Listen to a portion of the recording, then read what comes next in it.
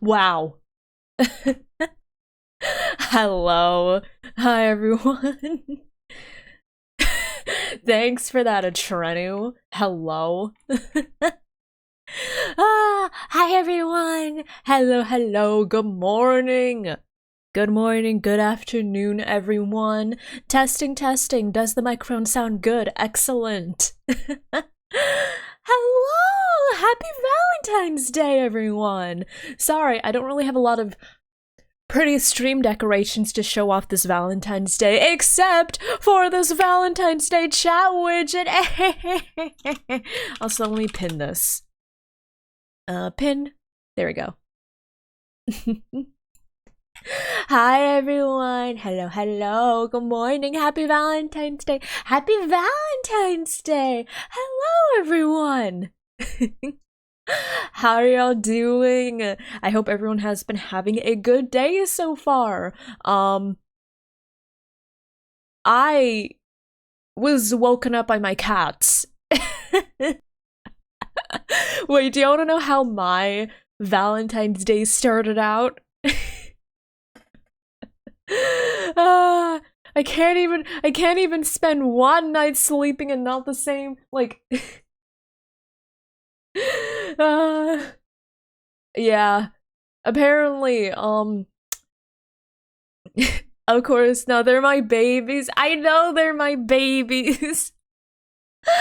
Oh my god. It's, yeah, so, I guess today I learned at what time was it? Like 4? Today I learned at 4 a.m. that my cats get very grumpy if I'm not there to spend the night with them. So they get very sad. So yeah, that's something I learned about my cats. Anyways, hi everyone. Big B the Eternal, welcome on in. Thank you for the follow. I hope you enjoy your time here. Welcome, welcome. Why are they grumpy? Because they're needy. Because they get grumpy if I'm not there to spend time with them. Because they're like, Mom! Because Leo's like, Mom! And then Belle starts going crazy. Hello. Hello, everyone. Mommy. That's how I headcanon Leo's voice, okay? If my cat Leo could talk, I imagine that he would talk like this. Mom! Where's my attention? Mom! Mom! Give me food! Mom! Why don't you pet me? Mom! Are we discussing chat here? Somehow the cats are more needy than y'all. Somehow the cats are more needy than the entirety of my Twitch chat. Because Leo's like, Mom, where's my pets? Where's my cuddles? Mom! And then Bella's like, Mom, I'm so lonely. Why aren't you in bed? I want to cuddle. No, seriously, Belle, every single morning, she, what was it? Every single morning. Oh, wait, one sec. I need to text back my mom. One sec. 1 second. My apologies.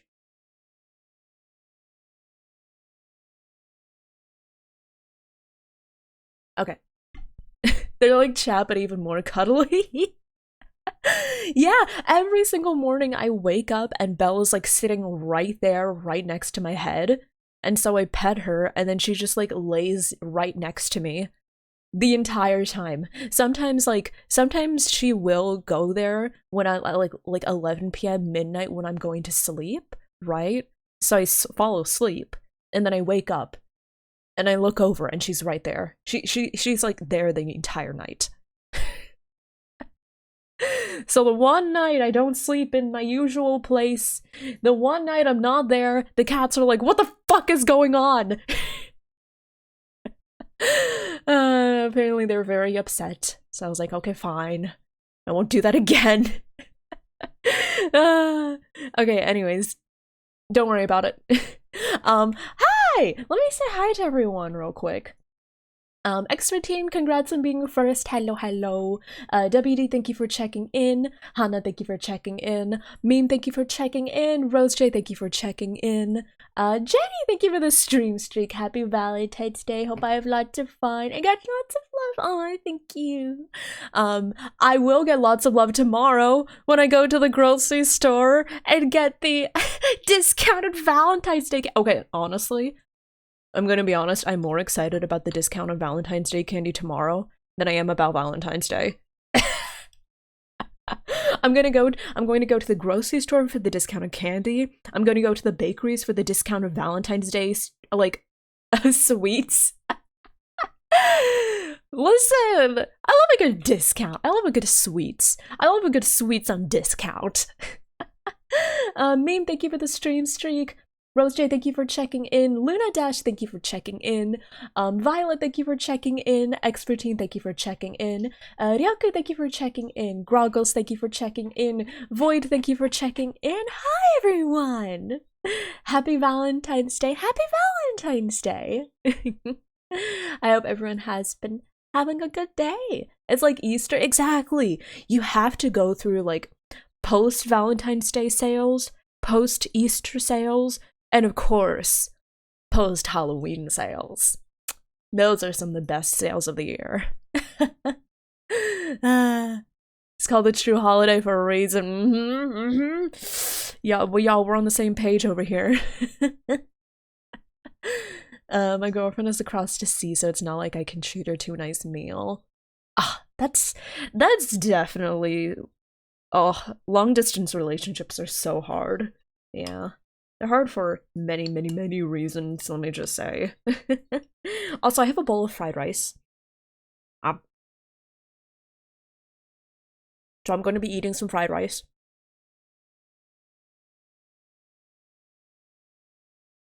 Okay.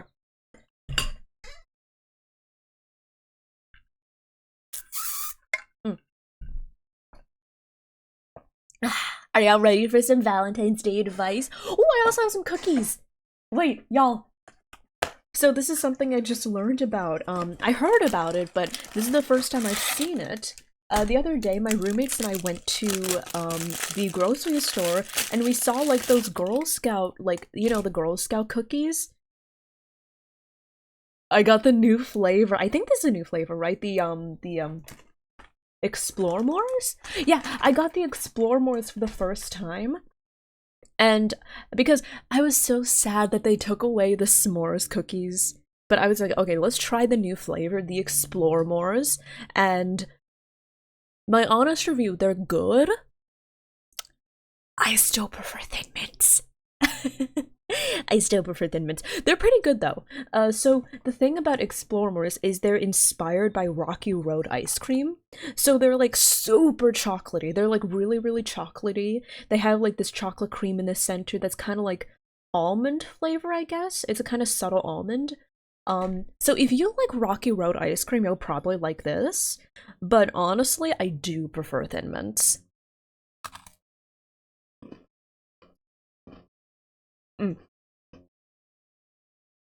Still good though. Still tasty.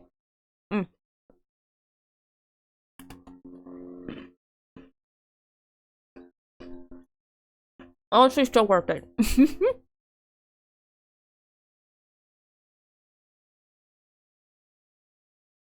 So yeah, if you see the Girl Scout boots, and if you see them selling the new Explore Mores, if you like chocolate, I definitely recommend trying it out, getting a box for yourself.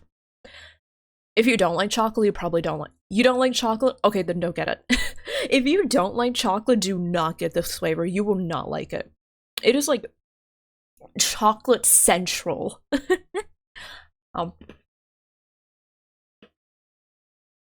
was so good. Yeah, I would say this is like a very good, like,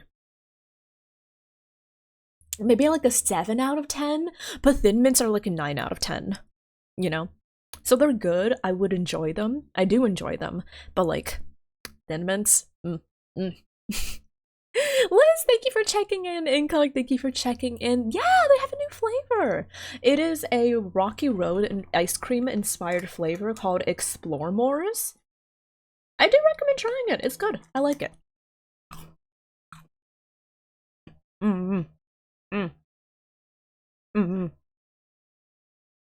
It's good. It's good. Mark, thank you for checking in. But yeah, how am I feeling? Oh, I'm feeling a lot better. Thank you for asking. Every time you tune into a Revy stream, you end up hungry. That's what we're here to do. We're here to talk about food and talk about gotchas and talk about being thirsty, I guess. But yeah, I'm feeling a lot better. I ended up canceling stream yesterday, which I apologize for. I ended up canceling stream because I'm just gonna be honest, Shark Week started for me, so I was like kind of dying yesterday. I've talked about this a few times, but for me, the first day is always the worst. Also, did I really get Shark Week on Valentine's Day this year? Did it really have to be Valentine's Day? Come on. All right then. I know someone out there hates me. Thank you for the head pats. Valid reason to cancel. Thank you for your understanding. Yeah. Dare, thank you for checking in. We welcome sharks. Not this kind of shark. I love most sharks, but not this shark. But yeah, the first day is always the worst for me. It's always the day when I'm incapacitated, and then I'm lucky enough that the rest of the days of Shark Week, I'm just like, yeah, I'm good. I'm fine. So you can always track it. Day one, I'm like miserable. I'm sore. I'm sad. I just want everything to be over, and I think life is awful. And then for the rest, I'm just like, okay. Okay. So I'm over the hill. I'm over the hard part. I'm at the part where I'm just like, okay.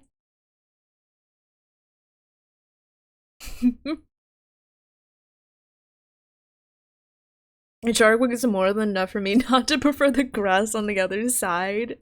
They're annoying. They're very, very annoying, yeah. Crazy how it happened the day before Valentine's Day. Hey, yeah.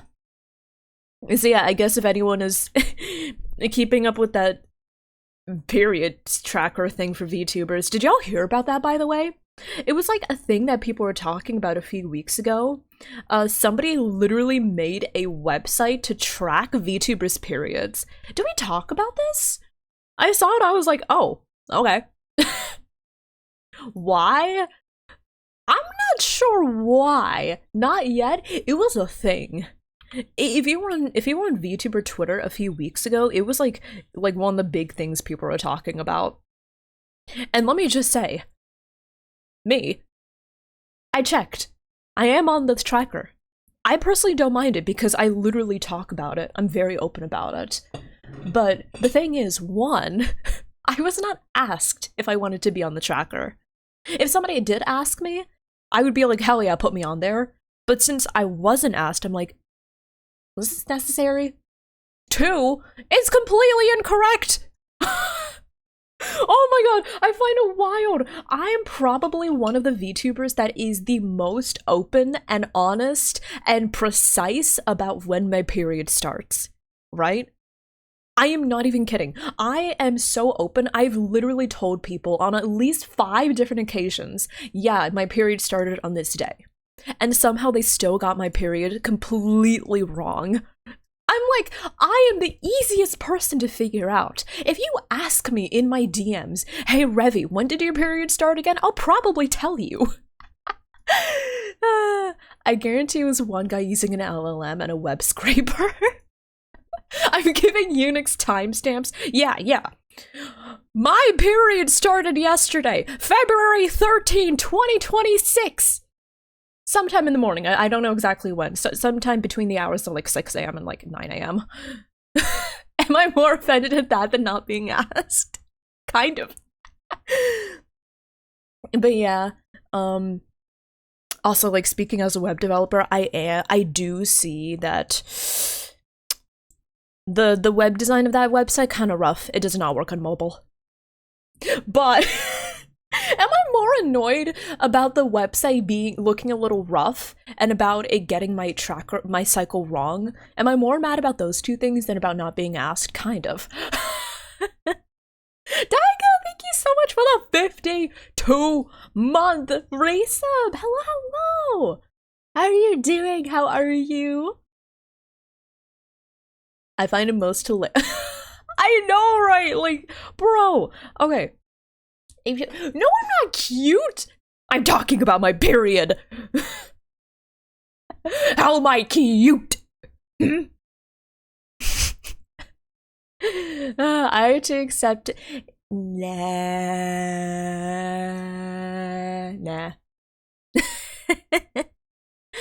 Yeah.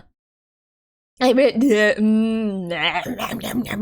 so like my period was so gross and it was so yucky and like I hated it. Call me adorable now, I dare you. No, I'm not. Shut. Oh my god, no. But yeah, it was like a big thing that people were talking about a few weeks ago, and my honest thoughts on it: one, just ask people. It's really weird to do without asking people. I feel like it would have such a much better reception if you would ask people.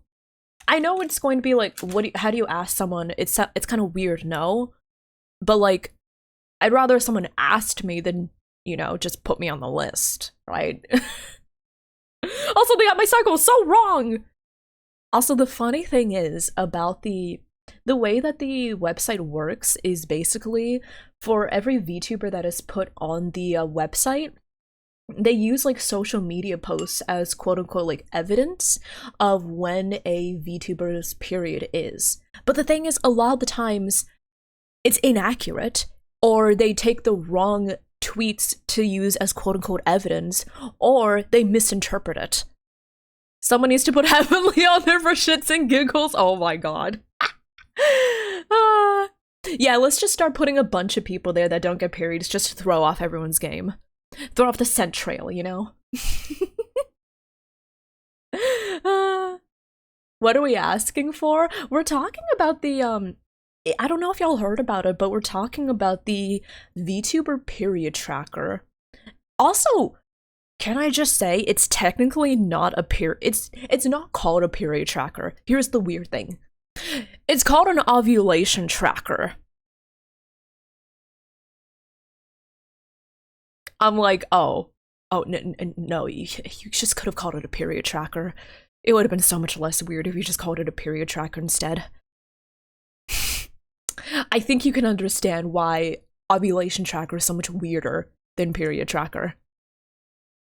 Brother, exactly, it's like, oh, brother, divine brother, Not a great use of free will. Yeah, there are a lot of things you could do with your free will. Maybe we should start gatekeeping what people can do with their free will, you know? But also, it's just, I find it so funny because I checked some of the pieces of evidence from my period, and I remember one of them said, like, one of them pulled a tweet where I got a throne gift for a heated blanket, right?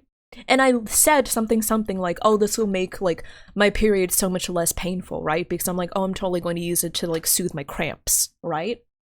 I tweeted that when I was not on my period. And nowhere did it imply that I was on my period. I just said, like, oh, thank you for the gift. I'm going to use this during periods, right? And it took it as proof that I was on my period on that day. I'm like, no? That's just wrong? That's literally wrong. You think it's done with an AI? I wouldn't be surprised if it is, honestly.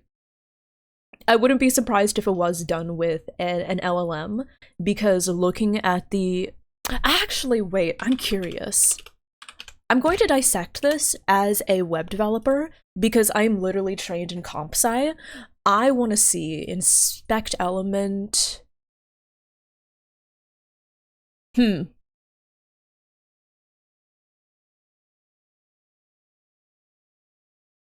Oh, this is 100% made with LLM.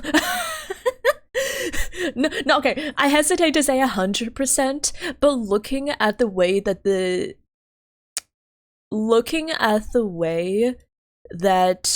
HTML and CSS are both styled, I certainly would not be surprised to hear that an LLM had made this. I would not be surprised either way.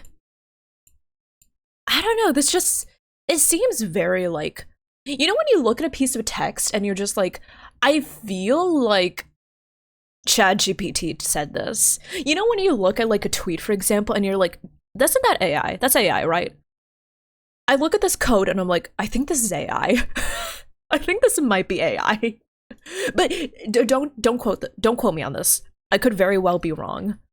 Don't quote me on this. But I feel like, yeah, I feel like I bet it also mistakes people using period as this emphatic term. I don't know, but I will say it has taken people talking about having headaches or stomach aches as evidence of being on their period. Yeah. Yeah. Psycho Tracker web dev baffled by the concept that people can talk about their periods while not actively on their period. Oh my god. I know, right? Like, bro, just because I'm talking about periods in a general sense of the term doesn't mean that I'm talking about being on my cycle right this very moment. I mean, I am right this very moment, but like, you know.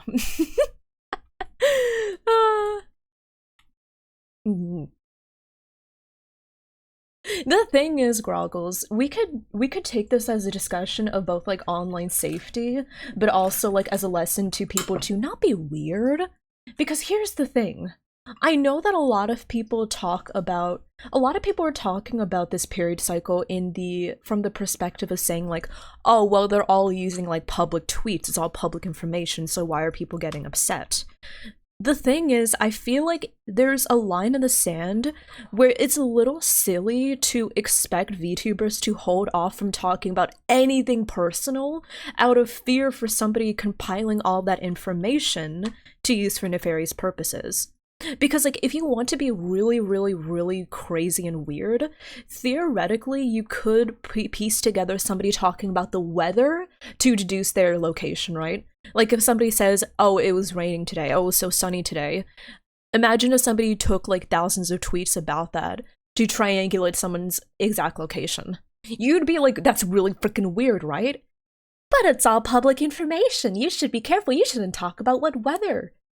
Right? Oh, you should be more careful. You shouldn't talk about the weather. Somebody posts a picture. There's like a picture of a tree in the background that somebody uses to triangulate their location.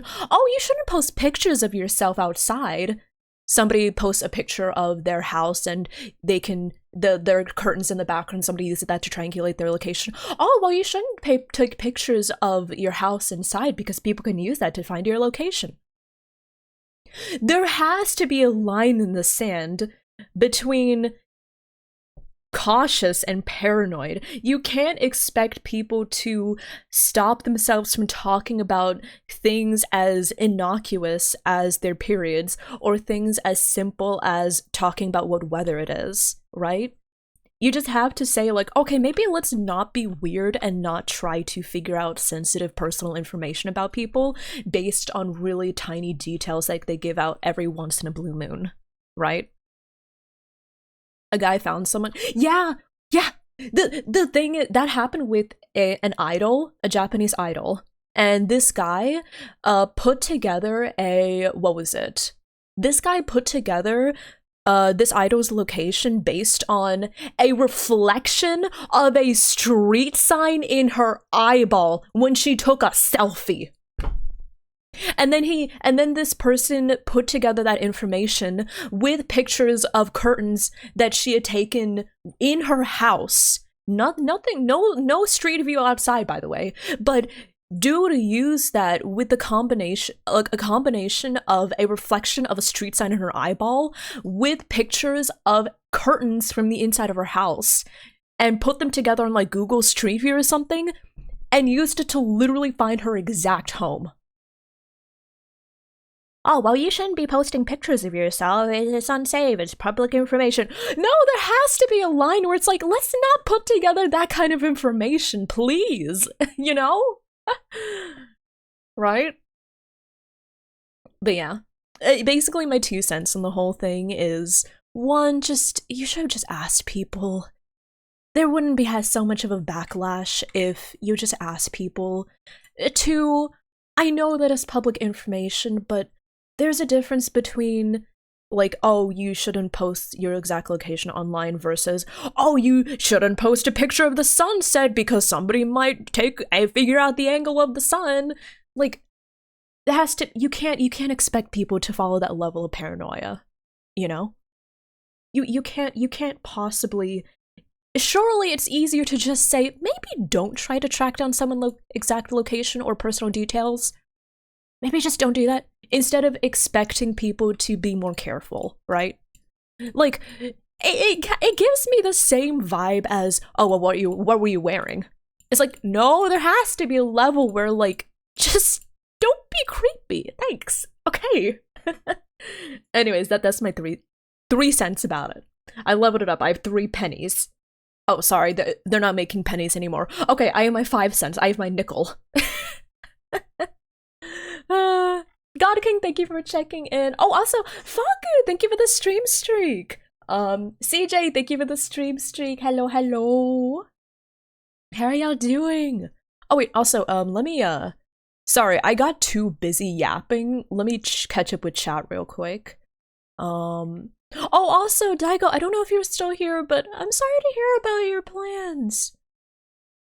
I'm sorry to hear that. I hope you still have a good day today. I hope you still have a good Valentine's Day. Aside from that, been okay. Aw, I'm sorry to hear that. I wonder if they have the infrastructure for someone entering menopause. Probably not. It's a relatively bare-bones site. A good example of that is the sort of triangulation. Oh, really? Even when the camera was just pointed at the sky with no background, the trolls cross-correlated weather patterns, sunrise, sunset, and flight tracker data? What? See? Technology is crazy these days! A few decades ago, MIT demonstrated they could recover monitor contents from the glow on a wall behind the user.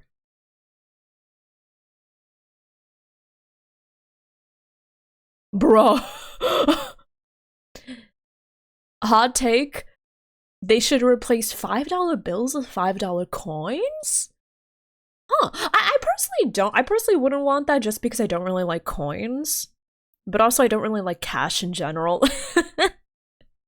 But also, I want to keep cash around. I just don't like it personally. Yeah. The counterpoint. Yeah, it sucks that the 0.01% of people just ruin it. Also, I think that was a case. Please correct me if I'm wrong, but didn't that result from somebody like sneaking an AirTag into a gift they gave her? Super creepy, by the way. But wasn't that an example of, like, what was it? That, I think?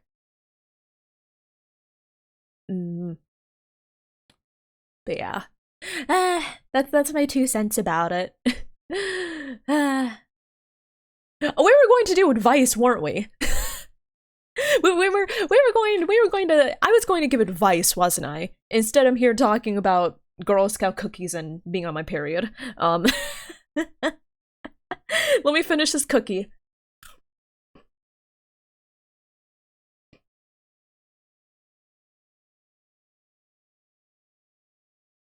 Oh, I love this song, by the way.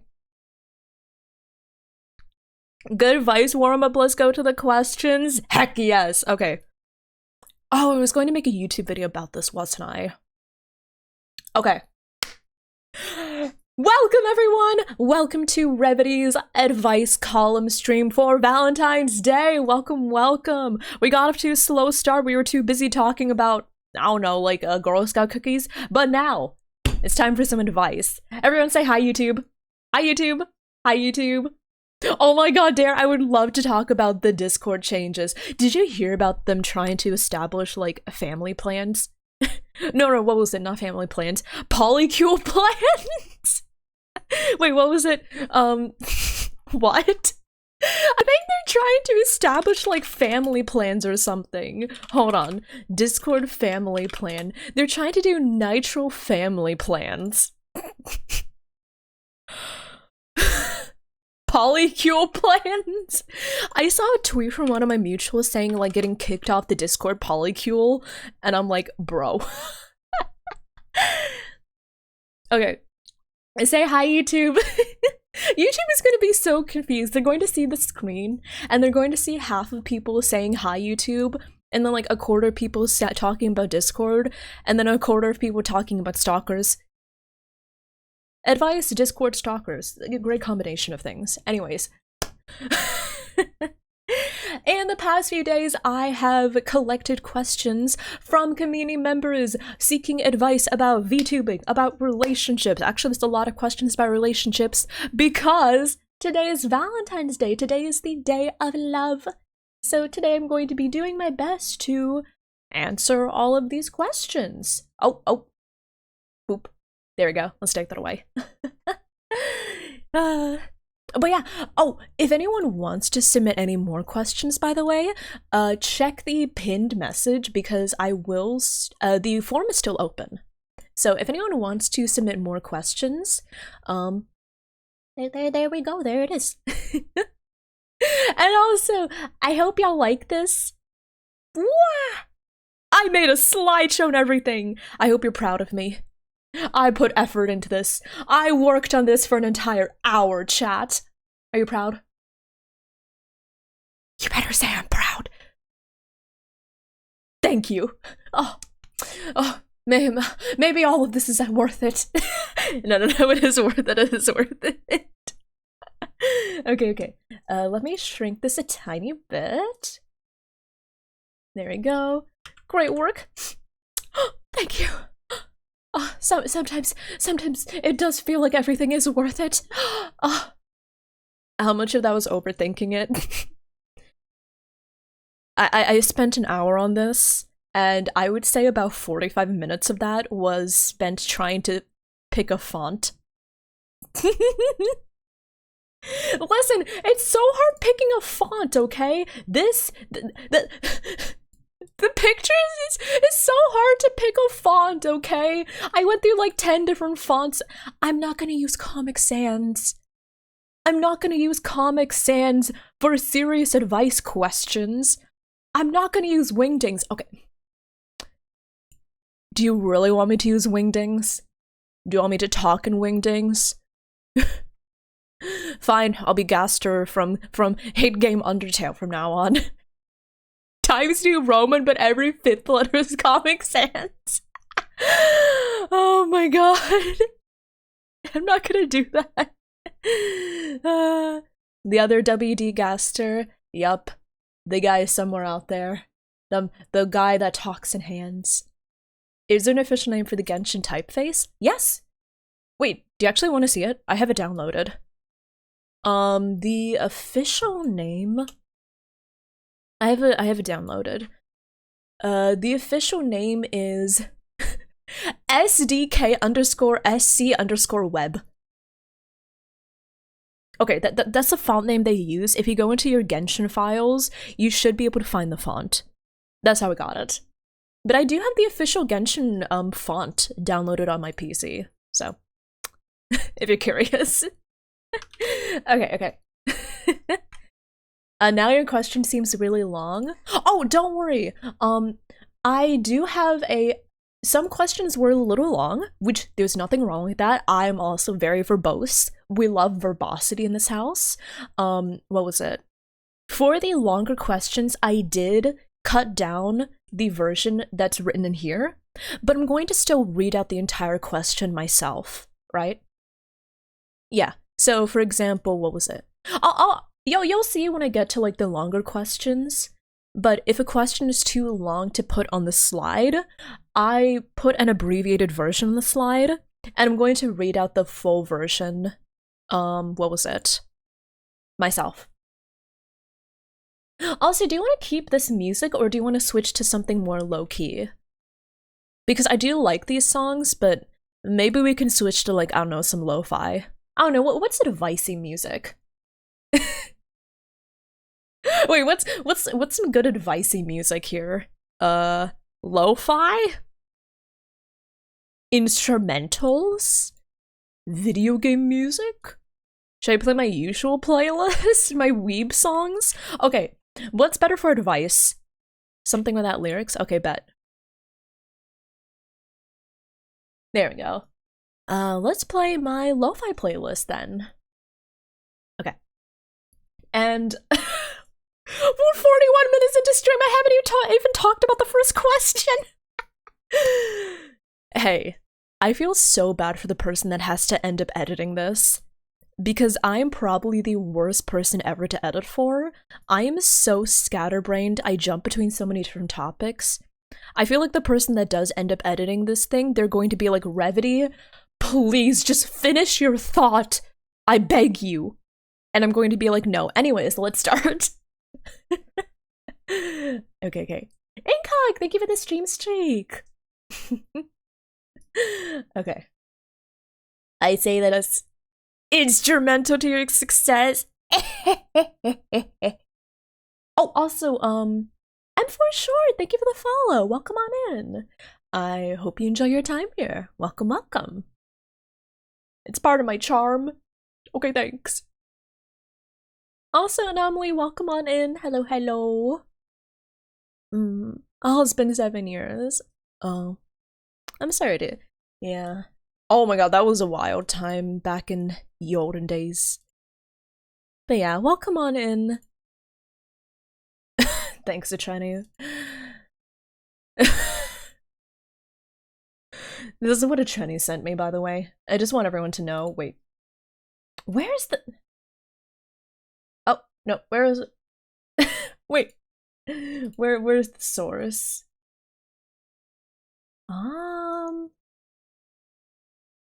There it is. Thanks for that, by the way. Me and my editor. But what if I don't want to behave?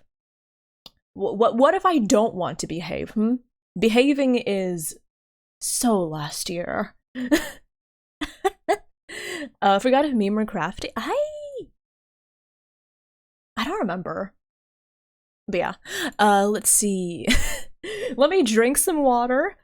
Oh, first piece of advice, everyone. Drink some water. That's it. Thanks for stream, everyone. No. Okay. Let's say drink some water. And then let's get into the advice, y'all. I have it pulled up on this cute slideshow. And I'll do my best. First, let me just say, I'm not a professional. Okay? Disclaimer 1, I'm not a professional. I don't know what the fuck I'm talking about. I'm an anime eldritch deer VTuber on the internet, and on Valentine's Day, a day for couples to get together, go on dates, have cute dinners, give greeting cards and chocolates and flowers, here I am sitting at my computer eating some fried rice with some Girl Scout cookies. I'm not a professional. A deer on the internet can't solve all your life problems? I'm so sorry. I cannot solve all your life problems. I should follow... Don't follow all my words as gospel. I'm gonna do my best to give advice, but I can't guarantee I'll change your life. I probably will not change your life, so just keep that in mind. Raiders! Welcome on in! Welcome! Hi, Hydra! Thank you so much for that raid. How's your stream? Welcome. Happy Valentine's Day, and today we are doing some advice. I'm giving out advice about relationships, VTubing, life, and just anything in general. So if you want to ask some questions, be sure to click on the link in the pinned chat and submit your questions. You can do so anonymously, or you can name yourself if you'd like. But yeah. Daiko, thank you for checking in. Nerdon, thank you for checking in. Super Yoshi, thank you for checking in. Hello, everyone! Hey John, how's your stream? I hope it was fun. If you do need to get some food, get some water, if you need to get some streamer self-care, absolutely feel free to do so. Thank you again.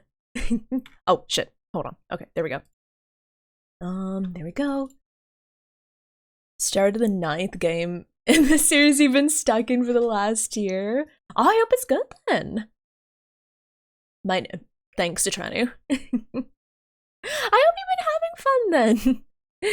God, sometimes I think about some of the games that I've been playing for all this time and I'm like, dang. I've really been playing Genshin on stream for like 5 years, huh? Oh, now I feel old. But yes, without further ado, let's get to our first question, which is gym an appropriate place to ask someone else? Ask someone out. First question, I can't even talk correctly. Is gym an appropriate place to ask someone out? I see so many people asking this on like Reddit. Okay, do y'all ever just like scroll Reddit and look at just like people talking about cats or like dating or something? Okay. I think this can be a really controversial question because I feel like there are people that are going to be like, no, absolutely not. But honestly, okay, also keep in mind that I don't go to the gym. I exercise at home. Here's the thing. I think that a gym is not the ideal place to ask someone out, but I don't think it's like taboo, like never ever ever like talk to anyone else at the gym or else you're going to be a creep. Like, no. But my advice is, if you want to ask someone out, you have to be respectful, and you have to remember that everyone is at the gym to work out and mind their own business. So it's better than off of the office. Oh yeah, because like here's the thing. To the people that are saying no, absolutely not, never ask someone out at the gym, where do you ask someone out? Right? Because I think the hardest part about finding and socializing with people as an adult once you're out of school and you're out of college, how do you meet people that you can date, right? Usually it's going to be at social places where a lot of people get together, but I feel like people are getting so much more withdrawn and being like, oh, well, I'm not here to socialize, I'm just here to do my own thing.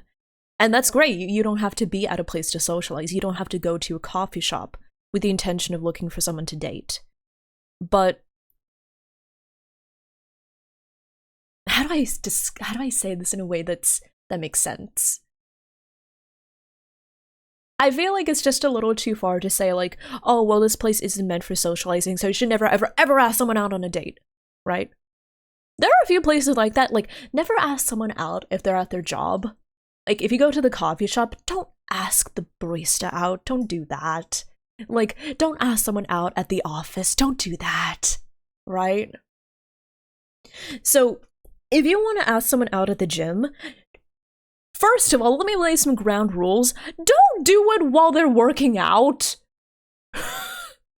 Okay, rule 1. Do not ask someone out while they're in the middle of their workout. Don't do it. Just don't do it. No one wants to be interrupted like that. Rule 2. Don't ask someone out if you've never talked to them before. Don't do that either. So you might be like, okay, so how would you ask someone out at the gym? And I feel like what I would do is, first you gotta like, it's gotta be someone that you recognize and you're like, hey, you know, that person looks, you know, they're pretty hot. I'd be interested in talking to them a little bit. So you have to start pretty slowly, you know? You have to start slow. You have to find a way to strike up a conversation. Ideally, after they're done with their workout, you can be like, hey, hi, I've seen you around. Just want to say hi, you know? Isn't asking someone out to get to know them the whole deal? That is true, but I feel like at the gym is What about if you meet someone at the gym, you start to vibe with them? Yeah, that's the thing. You have to start by at least vibing with them on a level where you're comfortable enough to wave at them and say, hey, how's it going? You know? How you doing? Yeah, you have to get to a point where they recognize you and you recognize each other. Because imagine if somebody goes up to you, just a total stranger is like, hey, can I go out with you? I personally would be like, who the fuck are you? You know? I don't know. If I'm at the gym and a stranger comes up to me and says, hey, do you want to go out? I'd be like, what? So start slow and try to read their signals, right? For example, if somebody clearly has their headphones in, does not want to look at you, and if they give very short clipped responses like, hey, immediately goes back, immediately focuses on something else, or focuses on their phone, or just looks at you and is like, hey. Like, that's probably a signal they're not very interested. But if somebody's like, oh, hi, or like actively wants to seek out like your attention, or seems kind of happy to see you, then that's a good signal, right? To summarize, you should be acquaintances first. Yeah. So to summarize, is the gym an appropriate place to ask someone out? I would say it's not the worst place, but you have to be very careful about it. And you have to make sure that you're not being a creep, okay? Get acquainted with someone first. At least get on a basis where you're acquainted enough to say hi to each other when you're passing by. And then try to read their signals and see if they're more interested in talking more, you know? Yeah. Nowadays, if some random comes up to you and their first thing is, hey, you're hot, do you want to go out? Yeah, I'd be like, what? Yeah. I had to tell a coworker. Yeah, exactly. So remember the ground rules. Don't interrupt someone mid-workout. Don't try to initiate conversation with someone if they have their headphones in, are looking at their phone, and overall seem very disinterested in socializing with people, you know? So I guess very, very TLDR. Not the worst place, but be careful. Yeah. Hi, Phoenix! Thank you for checking in. Hello, hello! How are you doing? Also, congrats on the 50-50 Vexes! Thank you for checking in. But yeah, I'm curious to hear your opinions, everyone. I'm in the no camp. A gym is somewhere someone frequents, so asking them out could ruin the experience? Personally, the thing is, for me, I don't know about me, but I feel like it wouldn't necessarily ruin my experience, especially if someone is, like, friendly and respectful, you know? Like, if I do become acquainted with someone enough to, like, you know, recognize them on sight, be a little bit friendly with them, and then they ask me out, I would be like, oh, I'm sorry, but no thank you. I don't think it would necessarily ruin my experience, but good point to note. If you do ask someone out and they say no, don't try to argue with them. Just be respectful. 9/10 out of the time, someone trying to make a move at the gym comes across as creepy. Yeah, that's why I say be careful. You have to be really careful. Not creep at the gym. Yeah. Also, one, don't follow someone around at the gym. Yeah. A lot of the gyms have no harassment policies. Yeah. So, that's why I say you have to be very careful. So the ground rules. 1, do not interrupt someone mid-workout. 2, don't ask someone out frame 1. 3, don't follow them around. 4, what are some other ground rules? No. Yeah, that's the thing. 4, if somebody says no thanks, don't try to fight it. Don't try to argue it. Don't get angry. Don't get defensive. You know, they're being honest, and I think honesty is the best thing that they can work with here. So if somebody says no, just say like, I don't know, like, I don't know, what do you say exactly? The thing is, if you're saying like, oh, how do you respond to rejection? No idea. I've never asked someone out. Okay, that's unfortunate. No. Just be like, oh, I'm sorry to have bothered you. Thank you for being honest. I hope we can still be friends, you know? And just, yeah. I've never asked someone out. I've always been the ask out E, not the ask out-er. Does that make sense? Cosplay, thank you for checking in. Hello. But yeah. But yeah, like, come on, think about it. It's so hard to find a place to socialize with people. And I feel like the gym is one of the places where you can probably find like-minded people in a similar age range. Because really, what options do people have, you know? I wish I was the askee and not the asker. That's the thing! I feel like a lot of people that are interested in someone are too worried about, like, what was it? Are too worried about being the asker. Yeah, being the asker is objectively more difficult than being the askee. Oh, I do have some advice though. If you were a girl, okay. I don't want to lean into this because I just don't want to lean into like this, oh, gender difference thing, but I have to add this on as an annotation. If you're the girl, you'll probably have a better shot of not coming across as creepy if you're asking someone out at the gym. So, to all my gals out there, if you see someone at the gym, if you see a guy at the gym, or if you see someone in general at the gym that you're interested in, try striking up a conversation. Because I feel like a lot of guys don't want to come across as a creep, and I feel like so many respectful and actually like genuinely good guys are worried about coming across as a creep. So, my ladies, if you're interested in someone, please do it, because you will be less— I know, it's not fair. It's not fair because fucking incels and creeps ruin it for the actually good people. What was it? So yeah, if you're a girl and you're interested in like a guy at the gym, do it. Be the asker. Listen, the girl can be the asker. Do it. But if you're the guy, just remember to be careful. Don't come across as a creep.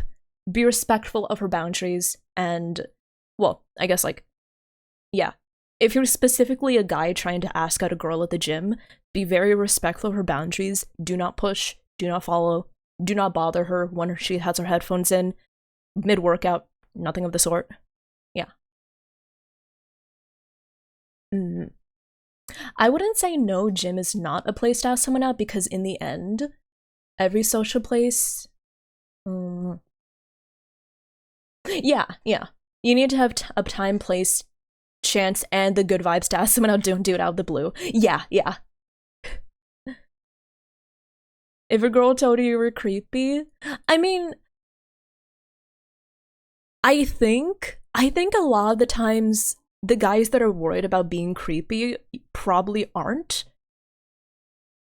Not necessarily guaranteed, but I feel like creepy guys aren't usually as conscientious about being creepy, you know? They're usually the ones that are like so confident that they're not. At least not intentionally, yeah. I know, it's so hard. It's hard to tell sometimes. I also do worry about coming across the wrong way, so I definitely would be very stressed out about like coming off as creepy. Generally speaking, it's not a hard and fast rule, but yeah. Yeah, I think we spent a good bit of time on this question. Let's move to the next one. Oh yeah. Let's see. Being told no is no longer a worst case scenario for us. Yeah, it's hard. It's so hard navigating, like, what was it? It's so hard navigating, like, social interactions nowadays because you don't want to be labeled as, like, a creep, you know? Oh, this question? Okay, let's move on to the next question, which, the full question is, At what point do I start to look at myself in the mirror and acknowledging that I probably just should accept that my luck with women is non-existent and I'm better off just learning how to suck dick? Okay, let me see. First of all, I don't think your luck with women is non-existent. Okay. Ow. That's a question. Okay, first of all, I don't think your luck with women is non-existent. No. I feel like in general, it's very difficult in this day and age to find a good relationship. I think in general, my advice is if you're having trouble, try not to come at it from a point of, oh, I want to find a woman to date, you know? No. Try coming at it from a point of, oh, I just want friends, you know? Because I feel like every good relationship should have a good basis in friendship, you know? So if you want better luck with women, first of all, don't treat a woman as just like a potential relationship, you know? Treat a woman as a friend first. And then I feel like the best relationships come from being best friends first, you know? One of my cousins didn't date until he was 30. Now he has a wife and 2 kids. There's no time limit. Exactly. You don't be so worried about it. Don't be worried about it. Don't feel like you have a time limit, because you don't have a time limit, okay? You do not have a time limit. I know of people that didn't really find like their quote-unquote true love until like they were 50, right? And they still found very meaningful, very important relationships. What about the we friends though? I mean, I guess the scary part is there's no guarantee that any friendships will transition to the, oh, maybe, you know, maybe relationship status. But I think it's important to have patience with it. And if you're like, oh, well, if you're like, oh, well, I just have a bunch of guy friends, try to find hobbies where you think that you'll, you know, get to know women more. I don't know. I don't know. I feel like it's always when I wasn't looking for a relationship that I did get into a relationship, because I had a guy friend that we just vibed really well, and then, you know, asked the question, and I don't know. I feel like the relationships that I did have didn't come about from me going like, oh, I need a relationship, let me find someone. It's more of like, I'm just going to vibe, and then someone did come along, you know? My last breakup blindsided. Aw. I'm sorry, Karai. I definitely relate to that. I feel like even now, I don't know if I could start a relationship. It's been like, what, 1.5 years for me? And I'm like, I don't know if I could. But that's okay, because I'm not really looking for anything right now. I guess my advice is like, I don't think... If you're scared to try to get into a relationship, I feel like the best advice I can give there is, honestly, you're never really going to be 100% ready. Does it make sense? You're never really going to be 100% ready. Aw, I'm sorry to hear that, Cry.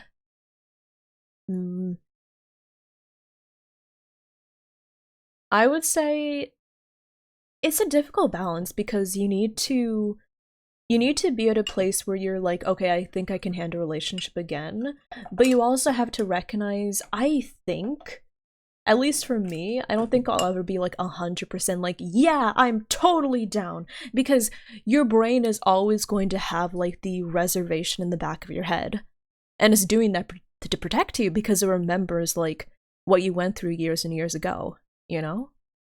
So there's always going to be a part of you that's like, oh, I don't know about this. But it's important to figure out when the part of you that's like, I'm ready to try again, is convincing you more than the part of you that's like, I don't think I can. You know? Clingy guys? What do you mean? I like clingy guys.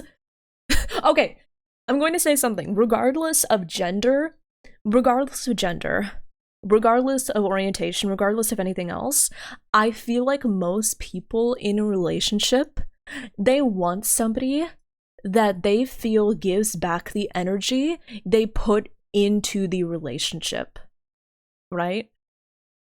At least, this definitely applies to me. I want, in a relationship, someone that gives back the energy I put in. Not Malaysian women? Well, maybe Malaysian women aren't for you. Also, maybe the Malaysian women you've met so far aren't for you, but that doesn't necessarily mean that no one else will be for you, you know? Mm. But yeah, Zach, if you want someone that matches your energy, then look for that person, you know? Think of it like bird watching. You can't find what you're looking for by charging for it and not looking. Do what you normally would, keep an eye out and seize the opportunity when it appears. Oh, yeah. I feel like looking for relationships shouldn't. I agree with that, Violet. I think that's a great point. Looking for a relationship should not be your #1 priority. And I feel like this is a very common pitfall with a lot of single people. A lot of single people, especially people that have not been in a relationship for a while or haven't been in a relationship before, there's this false belief of, oh, if I just find a girlfriend, my life will be so much better. Oh, if I'm just no longer single, then everything will be so much better. Oh, it'll be so much easier.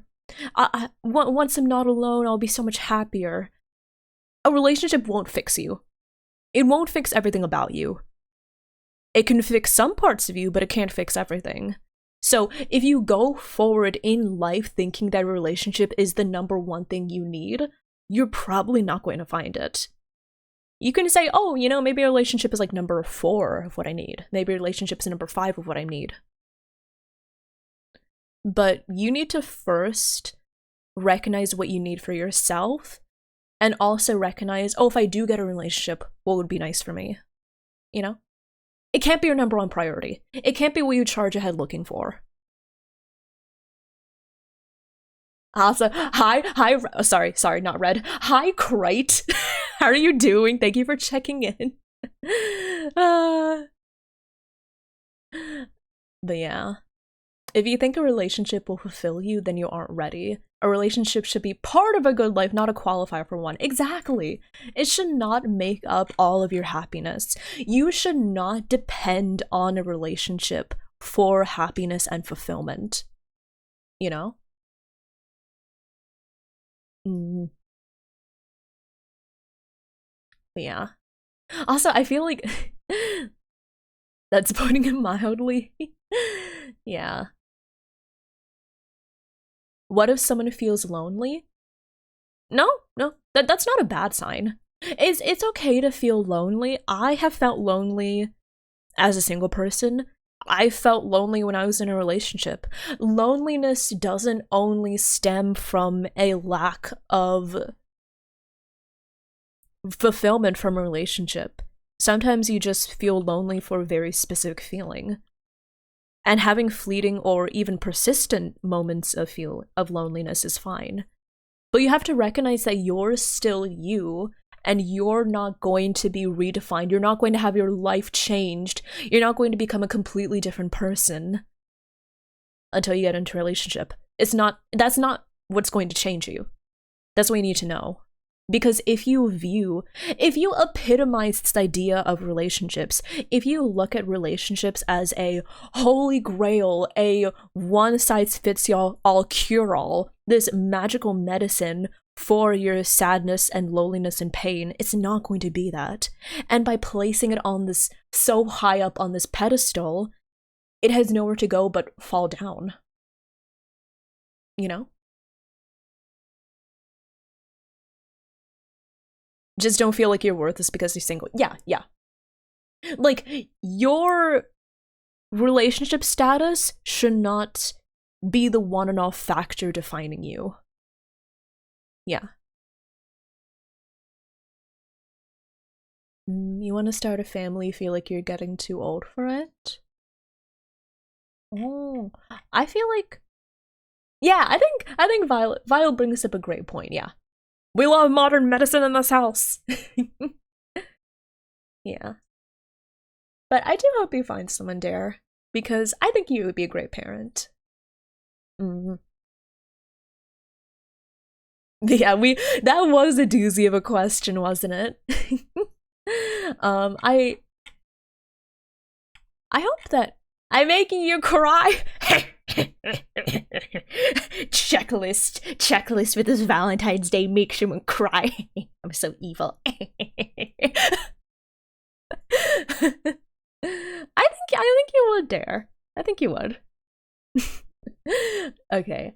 I think we spent a good amount of time on that question. Oh, great question here. How do I tell if someone has feelings for me? Are you sure you want to ask me that question? I am so dense.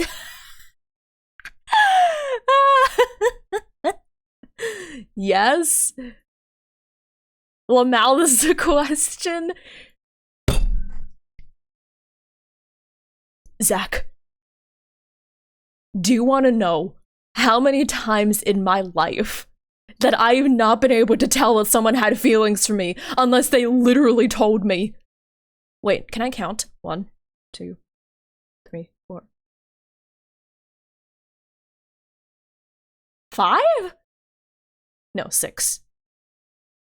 6!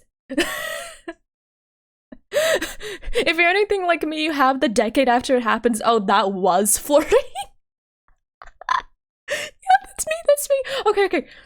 I'm gonna say this as a theoretical standpoint. How do I tell if someone has feelings for me? Okay. I think more dense than Ash Ketchum.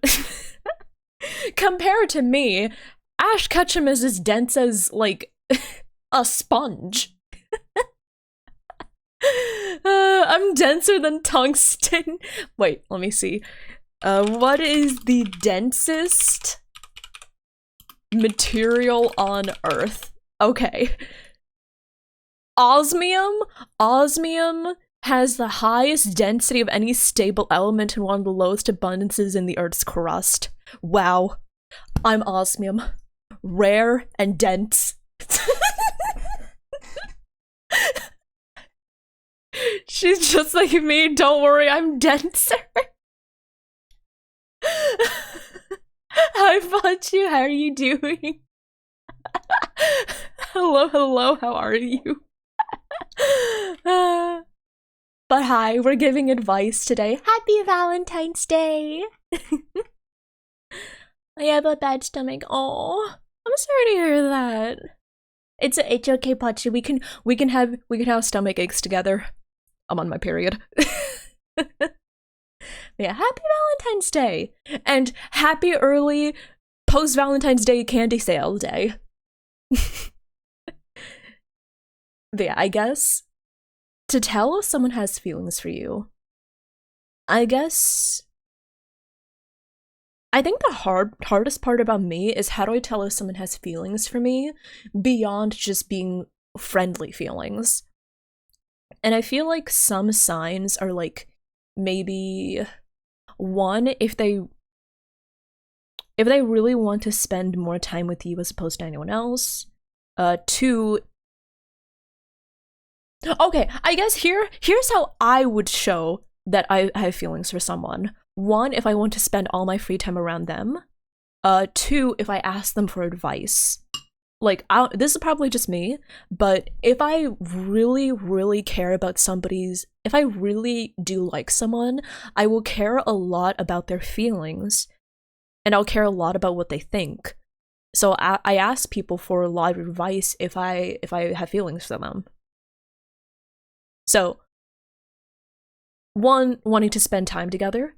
2, asking for advice and for your thoughts. 3, I don't know, this is a question I can't answer, bro. I'm so dense. I'm so dense. Osmium can look like the crystals in my antlers. Am I an osmium deer? Oh my god, I'm an osmium deer.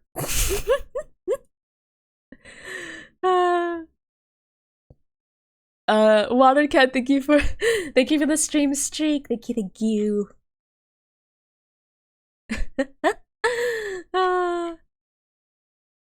We're all asking for advice and want to spend that's the problem, because it's like there's a line you draw in the sand where it's like, you know, friends ask friends for advice, friends want to spend time together, but like how do you tell the difference between friend feelings and like romantic feelings? This is a question I cannot answer, bro. I'm sorry. I don't think I can answer this. That's how you get friends to lovers tropes. Oh no. There's more anyways. Okay, we'll leave this question off on, I don't know, man, I'm dense. Okay, next up, how do I tell someone I have feelings for them without my bluntness pushing them away? Oh, that's another doozy of a question. From what I've noticed, they try to see what you're into, like hobbies and other things. Oh yeah, that's a good one. Like, if they really want to get involved in what you're interested in, right? If they want to know more about what you're interested in, and if they really, really want to know more about your hobbies and interests, I think that's also like a good sign, you know? Have a good gym! I hate VR, thank you for checking in. Let me drink some water, because I've been yapping a lot.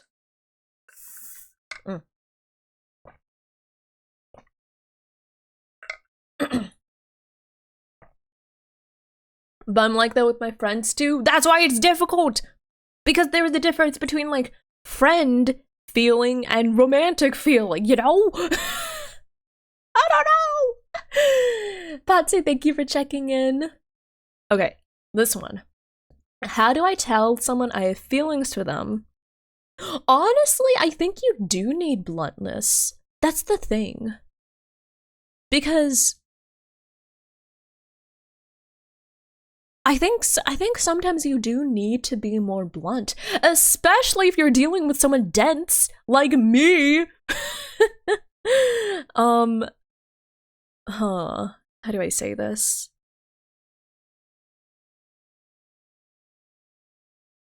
I guess read their signals and you might, yeah, Violet. I think Violet brings up a great point. I think ultimately I can give like hints and tips and suggestions and being like, you can always get like, you can drop hints, you can, what was it?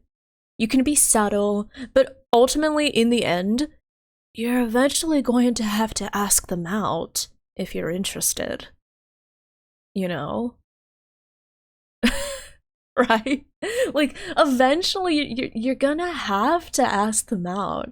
So eventually you are going to have to tell them straight up. But I feel like maybe you could try like reading their signals, see if they would potentially be interested.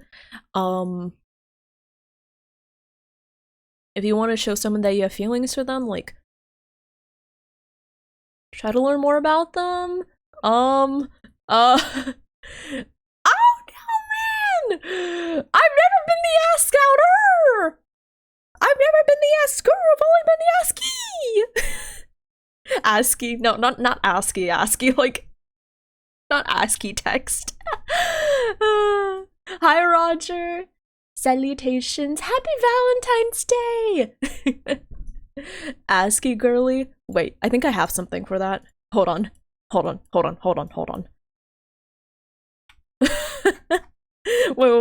Where is it? Oh my god, I think of this one. I'm not the asker. I'm the ASCII!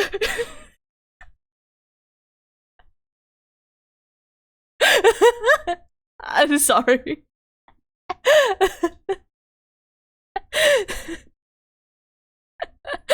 So, back to the question.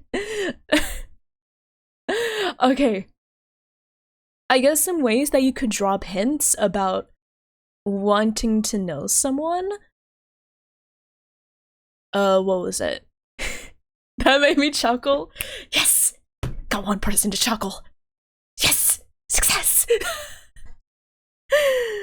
But yeah. If I can address a running meta theme, you seem to be very focused on pursuing people who at some level you don't see as being compatible with you, rather than trying to figure out how to find people who are compatible. Oh.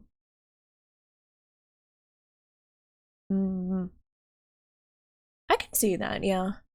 I think,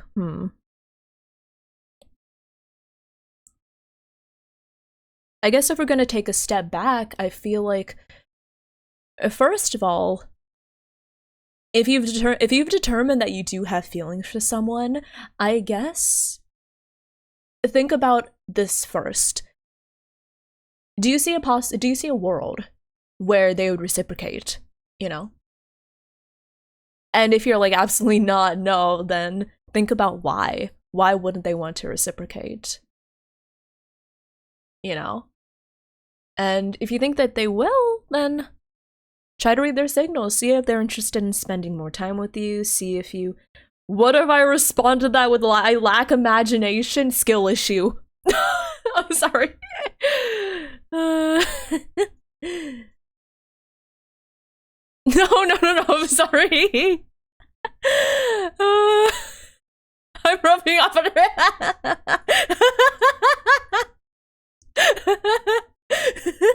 That's my wife.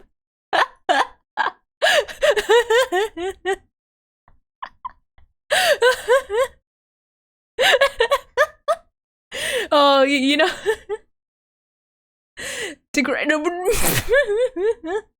Okay, so let's see.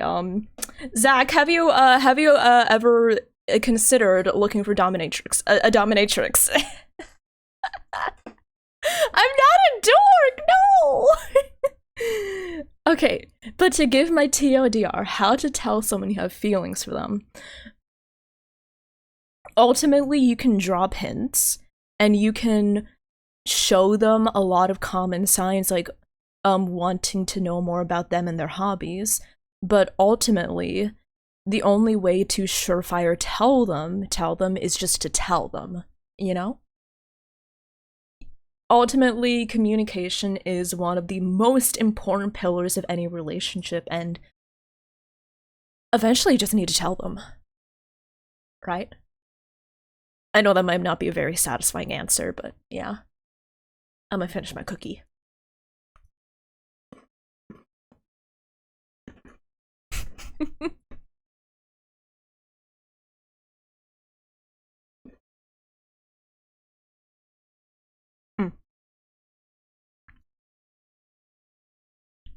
Also, circling back to the question, at what point do I accept that my luck with women is non-existent and I'm better off just learning how to suck dick? First of all, I don't think your luck with women is non-existent, but if you ever do give up, I can teach you how to suck dick. Wait, never mind. I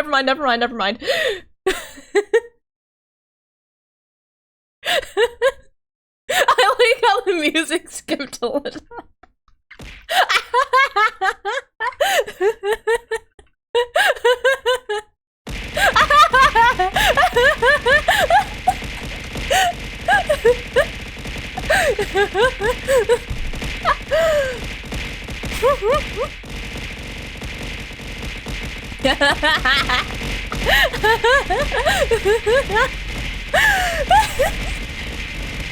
Ow! Ow! Why are you still throwing things at me? What? What did I say wrong?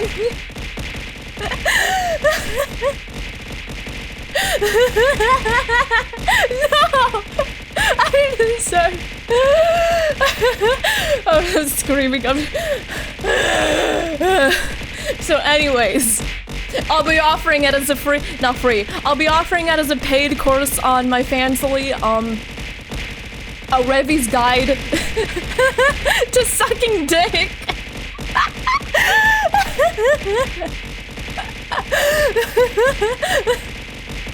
Okay, so like, first of all, you really gotta work your tongue, you know?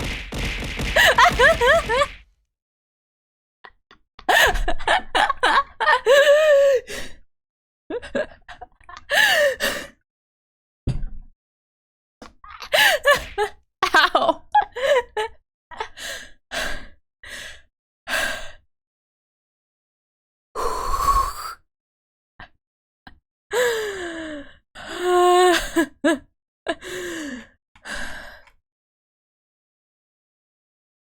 I'm gonna drink some water.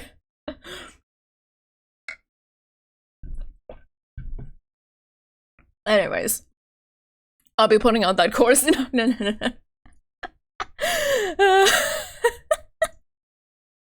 Normal people give life advice courses for finding your passion and confidence. Revi gives life advice courses for teaching how to suck dick. Anyways, next question. Okay. Here's the full question.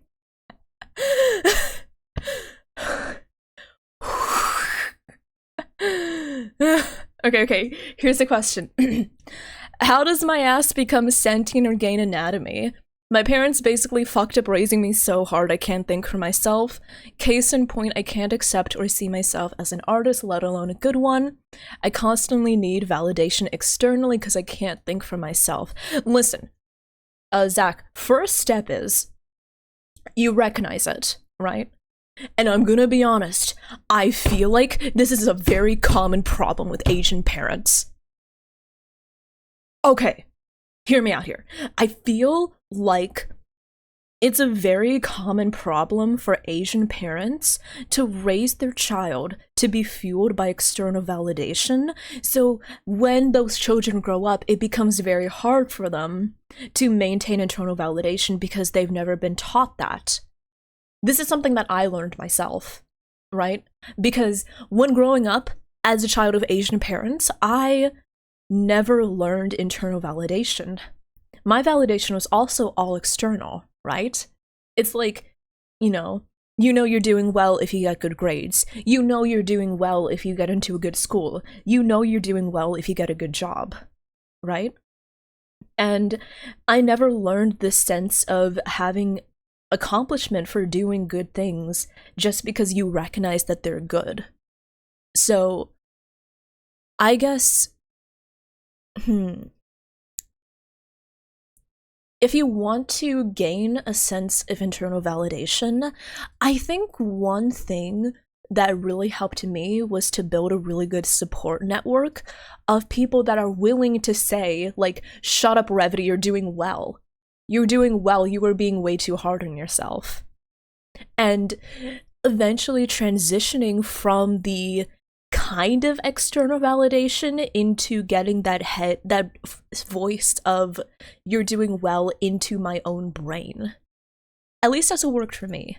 So get a fan base. No, you don't need a fan base necessarily. You need a good support network. You need to find good friends that will stand behind you and be like, shut up, Zach, you're doing better than you think. You need friends. Yeah, you need friends. Because I will say that my Twitch chat does fulfill a good part of my Twitch chat and my community really helps me a lot, but I would not be anywhere near where I am without my friends. And ultimately, you need people that truly know you to know your strengths and your weaknesses, and they need to know how to encourage you and how to help you learn how to stand on your own, right? But yeah, I think that's one thing that really helped me to start working my way up to developing my own sense of internal validation. And I'm gonna be honest, it's something I'm still working on. I'm still working on this. I think another thing, Zach, is you're probably, I don't want to be a downer here, but you're probably never gonna get to a point where you're like, I'm completely okay. I don't need any external validation. I can do it all myself. It would be great, but I don't think any of us will get to that point, which I know you might take as doesn't mean that I've already failed. No, but it's how we were raised, you know? It's how we were raised, it's how we were conditioned, and I think that you need to accept that I don't know if you will get to this idealized point of I'll be 100% perfectly okay. But knowing that you did get to a much better place all by yourself. Ironically, part of getting internal validation is internally validating the point that you'll probably never be free completely from external validation. And that's okay. Build a time machine. No, don't build a time machine. Hold on. hold on.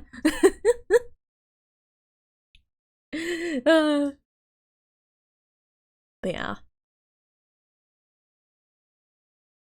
Yeah, I guess, how do you become sentient or gain autonomy and get internal validation? Build a support network. Sad to say uni ended. Aw. Honestly, I didn't really keep a lot of friends from university either. Most of my friends these days are from, like, the VTubing scene. So I think what I did ultimately was integrate myself into the VTubing scene and naturally came across friends that I got really close to. Which is a lot easier said than done, I know, but yeah. Input on things from friends or family is probably still helpful. Yeah, like, you'll never be 100% completely autonomous and independent, but it's important to transition from a sense of I need somebody to tell me what I'm doing or I cannot think of anything on my own to I have an idea of what to do and I'd really appreciate some input and feedback, but it's going to inform my decision, not make it. You know? Not me not talking to a single person in college outside of classes and projects. That was me, honestly. Do I kind of regret it? Yeah. But I'm also glad to have met so many friends through VTubing and through Twitch. Oh, Karai! I'm glad to have met you as well. Yeah. I guess that's my answer for that one. It's gonna take a while, it's gonna be a process, but I believe in you. I need to close my window. Wait. Okay. Next question! I think this is another question from Zach. What makes an artist? More specifically an illustrator. Drawing. Okay, there's more to the question. Every time I draw, I can't do much, wait. I draw and it feels empty.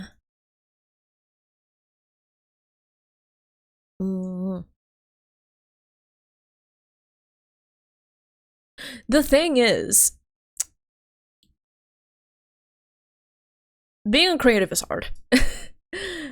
Oh, I'm sorry to hear that, Zach. The thing is, the very bare bones question is, what makes an artist making art? And I think in a lot of creative fields, it's so difficult because you need to look at your work and be able to both praise it and also criticize it. It's okay if you draw something and it's not perfect. It's okay to look at something and be proud of what you made even if you know that it's not objectively 100% perfect. And in fact, you need to. You need to step back and be able to analyze yourself, saying both, I did this well, but I could do this better. I guess my advice, one piece of advice I do have, instead of saying like, oh, this thing sucks, like, oh, this looks terrible, I can't do this right. Try to think of it this way. You can't do it right yet.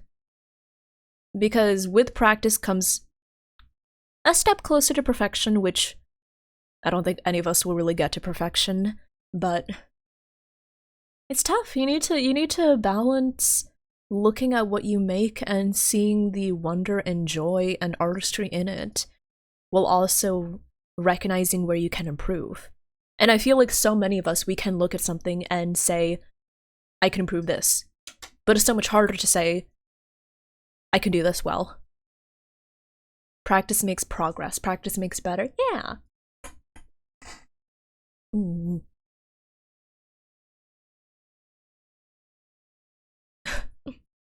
This piece has taught me what to do better next time, yeah.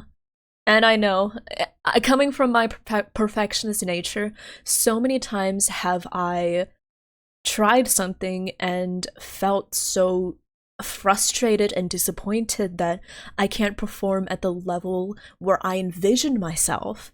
I could recently experience this with editing because I'm like, well, I've seen so many good editors and I'm friends with so many good editors and I just don't understand why I just can't do this. But remember that there is going to be a big gap in what you think you can accomplish and what you can accomplish right now. That's not bad. It's not a bad thing. It's great that you can envision yourself going forward. If you're looking and it truly feels hollow, you drew something to go through the motions, not because something gave you passion to draw it.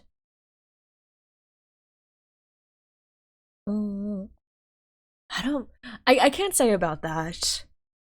I feel like one struggle where I recognize I have trouble getting passion.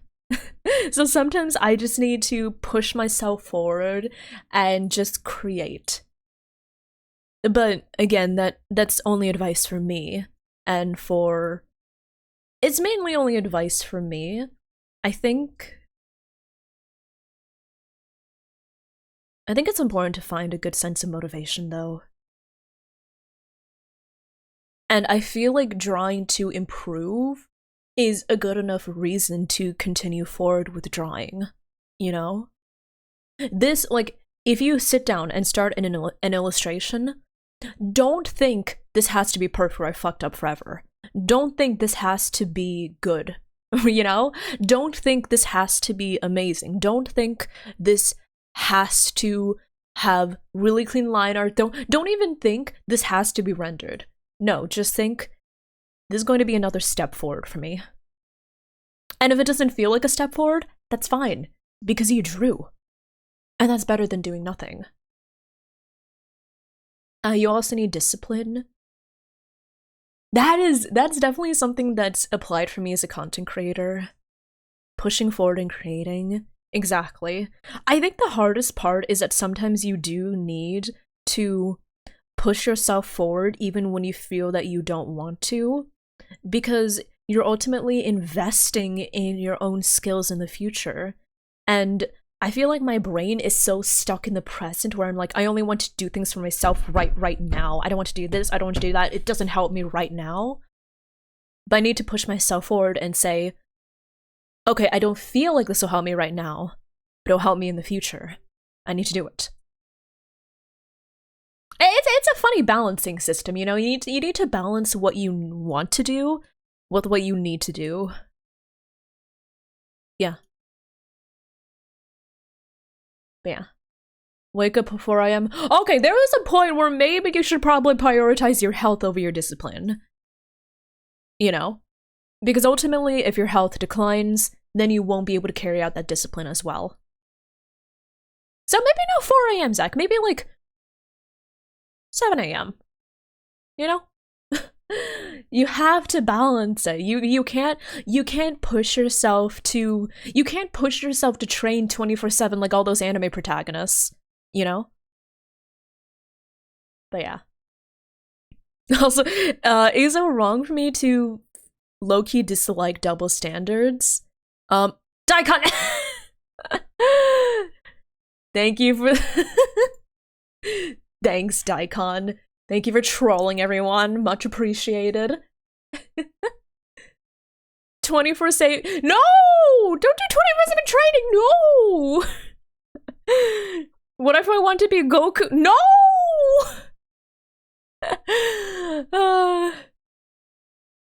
Okay, next. I'll be doing. No! Don't do the 24/7 trade! No! Next question! Is it wrong to dislike double standards? Not sure if this is double standards, but in another chat, someone called me broke for not subbing. Can't tell they were joking. In response, I have jokingly said I still gotta buy a PC and a drawing tablet and some DLCs. Suddenly I'm being blasted. I can't say exactly for that situation because I wasn't there to witness it. But I mean, like, I feel like it's pretty natural for all of us to dislike double standards. I mean, they're called double standards precisely because people dislike them, you know? But I guess the thing about subbing on Twitch, I'm going to zero in on the part where I can really talk about it, because I think for the conversation as in general, I can't say specifically with certainty, but I feel like it is natural for everyone to dislike double standards. And from the way I see it in the story, like, it's not wrong to have priorities for what you want to spend money on. You know what? Actually, Mock, you're right. Double standards are only fine when I do it, actually. Excuse me, everyone. I've noticed that excuse me, everyone. I know that I talk about, like, you only have to watch when you really want to, and you don't have to spend your time watching me all the time. But I can't help but notice that I have 17k followers, and I don't have 17k viewers right now. So actually, I need all of you to watch at every moment of every stream, and I'll be going through my following list and seeing who isn't in chat right this very moment. And if you're not in chat right this very moment, I will put you on blast for the entire internet. I'm needing. No! Is that what you take away from that conversation? But yeah, I can really only speak on the part of the Twitch sub part, though.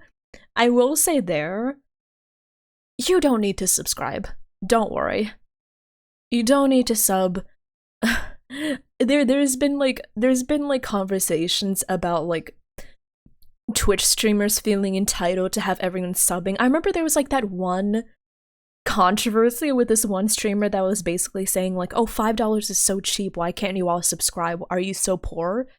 It's like, first of all, viewers don't owe streamers on Twitch anything, right? And even if it is a quote-unquote small $5 purchase each month, they don't have to spend the $5 on the streamer, you know? Like, you're not obligated to it. So you're not obligated to sub to anyone if you don't want to. If you have time to watch Twitch, you have $5. Oh my god, that fucking thing! You were AFK, what did you do? Don't worry, Kesa. You're one of the good ones. You're actually watching stream. Unlike my 17,000 other followers that aren't watching stream.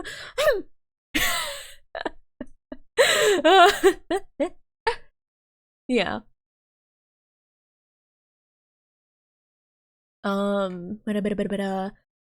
Not saying passion is there from the first second. Oh, okay.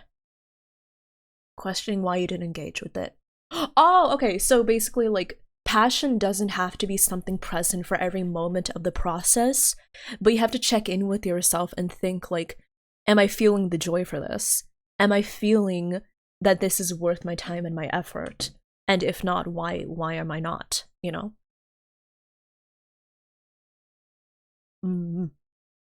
How dare you not spend $5 at Twitch? If you have the time to breathe, you have the time to watch my Twitch streams. I hope you know I'm joking, by the way. Okay. But yeah, let's move on. Okay. Okay. Next question.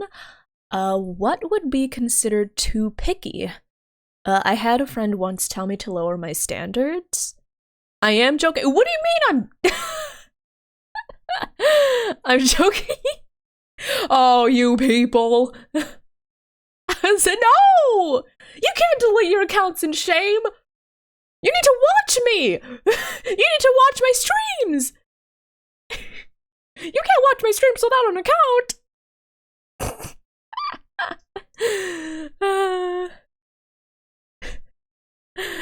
Okay. Let me see. But yeah, let's see. Next question. What would be considered too picky? I had a friend once tell me to lower my standards. Okay, how do I say this? I'd say there's nothing wrong with being picky up to a certain point of what you're picky about. Because, like, the thing is, it's understandable to be picky if you're looking for a possible partner for life, you know? You're possibly looking for someone to spend the rest of your life with. You're looking for somebody to spend decades of your life basically, like, well, I know it's not going to be permanent, but, like, you know. I think that friend wanted you to lower your standards to give them a chance.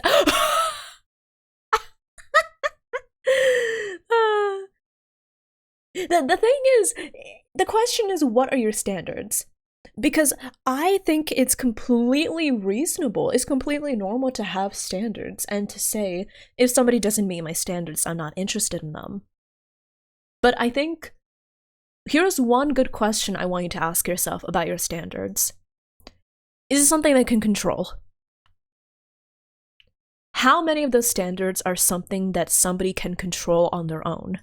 For example, like, my standards are, I really want somebody that can match my energy in a relationship, somebody that I can communicate with easily, somebody that I feel comfortable talking to about my insecurities and my worries and my thoughts, and somebody that doesn't mind me being, you know, insecure at times. But one thing to consider is you can't just take and say, this person needs that, this person needs this person needs to do this for me. You have to think, what would you be willing to do for that person?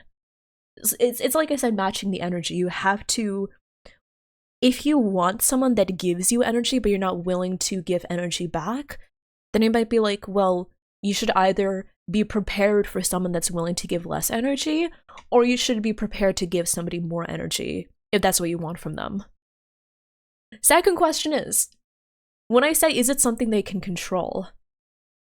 I think there is such a thing as being too picky with traits that people cannot control. Like, what was it? I saw a tweet. Hold on.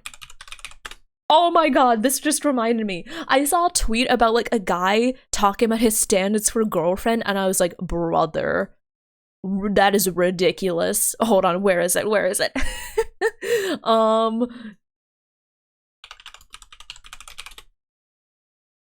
want to see if I can find it. Hold on.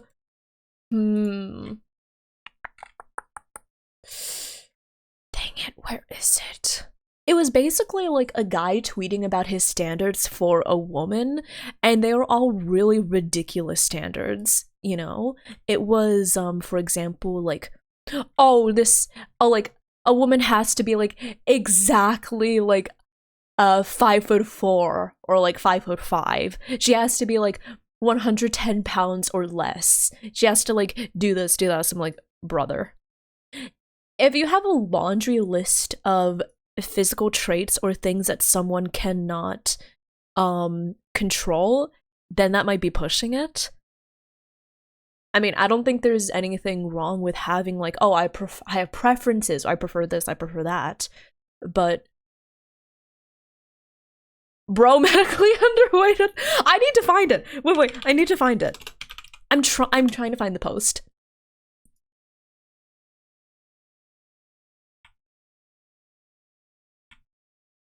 I'm trying to find it. Um, one has a pulse, two is a woman. Hold on, I'm trying to find it. Where is it?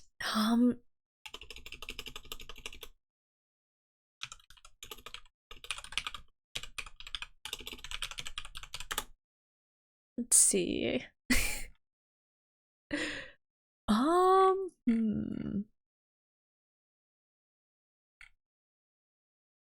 But yeah, just take a step back, think about what your standards are, and think about if they're reasonable, and then think about, like, remember that it's probably best if you can match, like, in a way, match those kinds of standards, you know?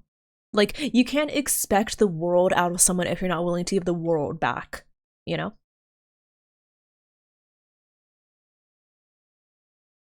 Let's see. I saw this one tweet from to date me, have all of your teeth. What? Wait, to date me, have your own job, have your own car? Have your own driver's license, have your own place to live, have all of your teeth. What? What?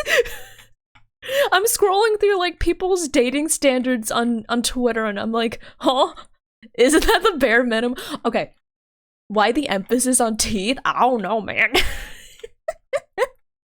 Have all of your teeth.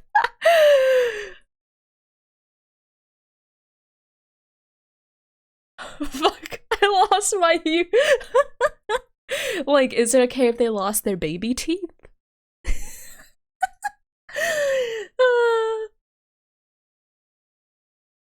I have preferences for hypothetical partner, but if I click with someone that meets your, yeah, exactly.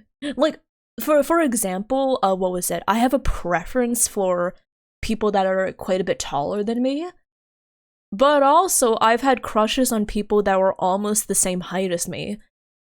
So, because even though it's a preference of mine, it's not like a standard. It's not like a, oh, you can't talk to me if you're under 6'3" or something, you know?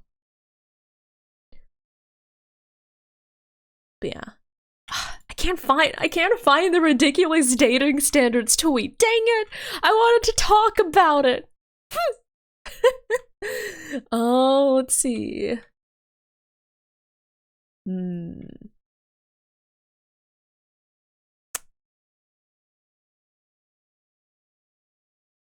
I can't find it, dang it! Anyways, it was something really ridiculous where it was a guy saying, like, oh, like, his like, oh, any woman he dates should be like 5'4" or 5'5" exactly, no taller, no shorter, has to be like 100 and I think 110 pounds or less, has to have like this amount of money, has to have like this many assets, has to be able to cook and clean. It's like, bro, do I think they're being serious? That's the problem. I can't tell. Because I feel like there are guys that actually are like that. That's the thing. I couldn't tell. I've met people like that were actually serious. Yeah. Poe's Law is crazy like that. Yeah, bro. Wait, I'm curious. This person, do I have high standards? I'm looking at people's dating standards on Twitter now. Let me see here. Let's see. Want to know your standards? Just have human decency. Like I said, I think it's completely valid to have like preferences and have standards, you know, especially if it's for personality traits or people that can treat you well. But you have to step back and think, are these reasonable, you know? But yeah, let me see.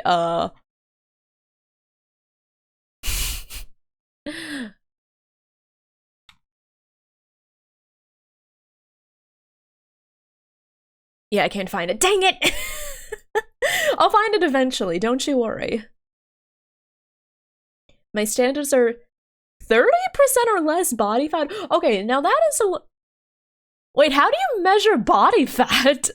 Do I have 30? How much body fat do I have? Wait, that's my question. 30% or less body fat, older, patient. Like, patient is a very, very standard, what was it? Not standard, like, patient is a very reasonable preference. Older than you, understandable if you have a preference. Dominant, taller than me if you have preferences. Why does it feel like... I just am not sure what the less than 30% body fat means. I also want to make sure that, you know, that this isn't coming from, like, a place of malice. I just am...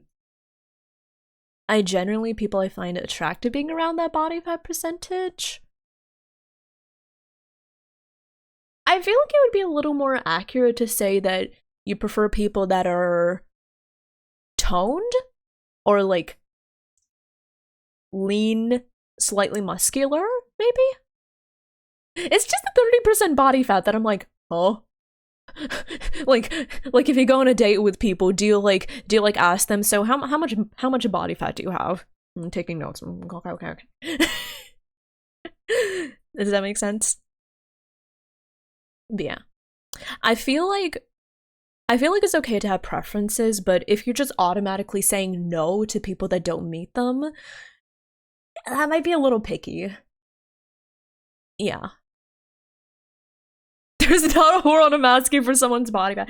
Okay, so, if you could answer a few questions for me, how much body fat do you have in terms of percentages? Okay, interesting thing. How would you say that... what would you say your BMI is? Okay. Yes. What's your workout routine? Okay. What's the most you can bench? Okay. Yeah. TLDR. I prefer tone, but also, like, muscular athletic. Yeah, I think that's pretty reasonable. And I guess my only advice would be, I think it would be a good idea to still, you know, not look at, but, like, don't count out people immediately just because they don't fit all of, like, your preferences or standards, you know? Yeah. But yeah, I think that's really all I can say on the topic for now. Okay. Let's see here. Oh, next question from Super Yoshi. How do you deal with nervousness without and how can someone like me not let... Oh, wait. How do you deal with nervousness, and how can someone like me not let being nervous make me seem awkward? Oh, okay, that's a good question. Let's see.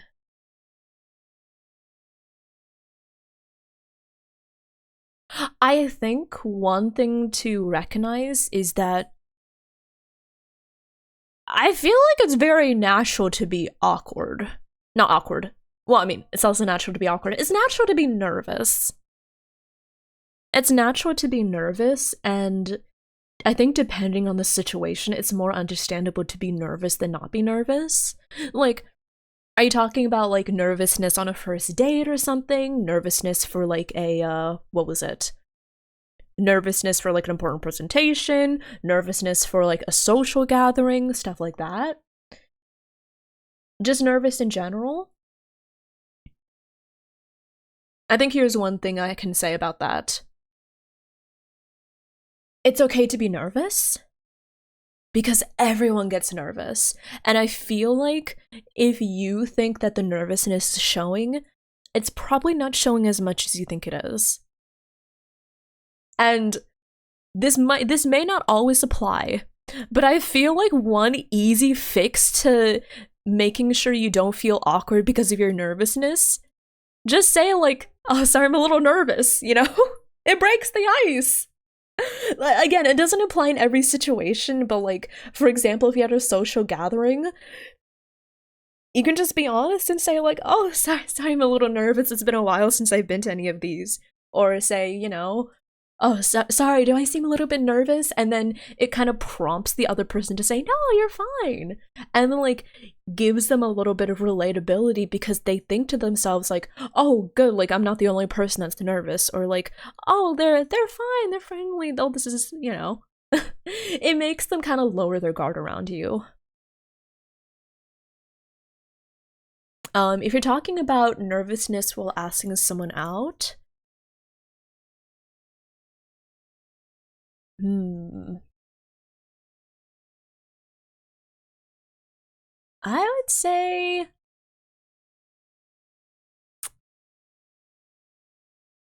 okay, let me think, let me think. One sec. I'm gonna drink some water. Mm. When you're asking someone out, if you are nervous, it's okay. I think it's perfectly natural. Um, hmm. I don't know.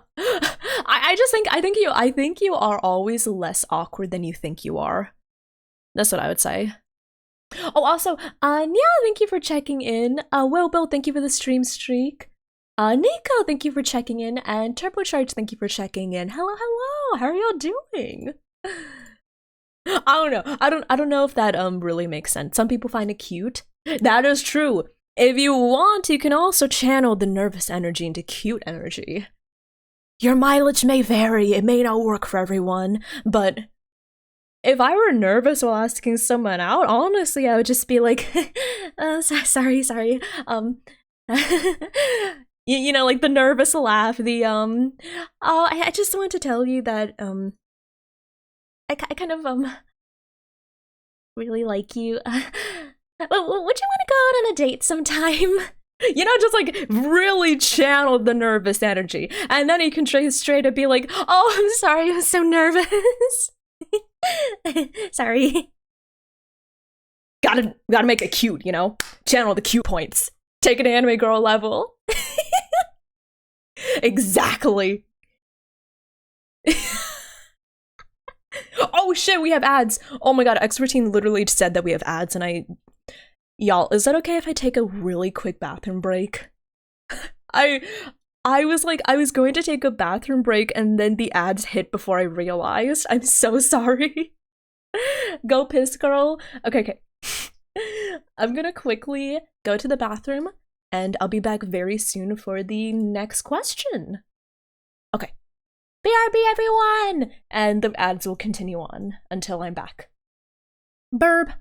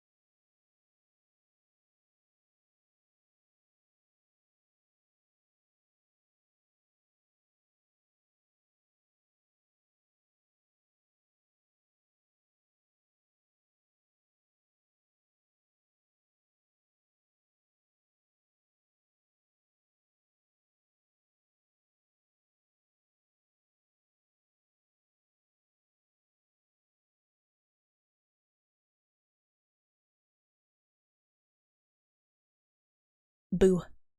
I have another cookie.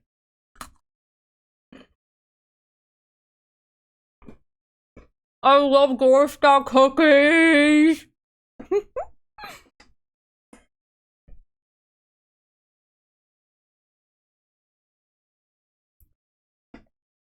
Hi, Chris. Thank you for checking in. Hello, hello! How are you doing?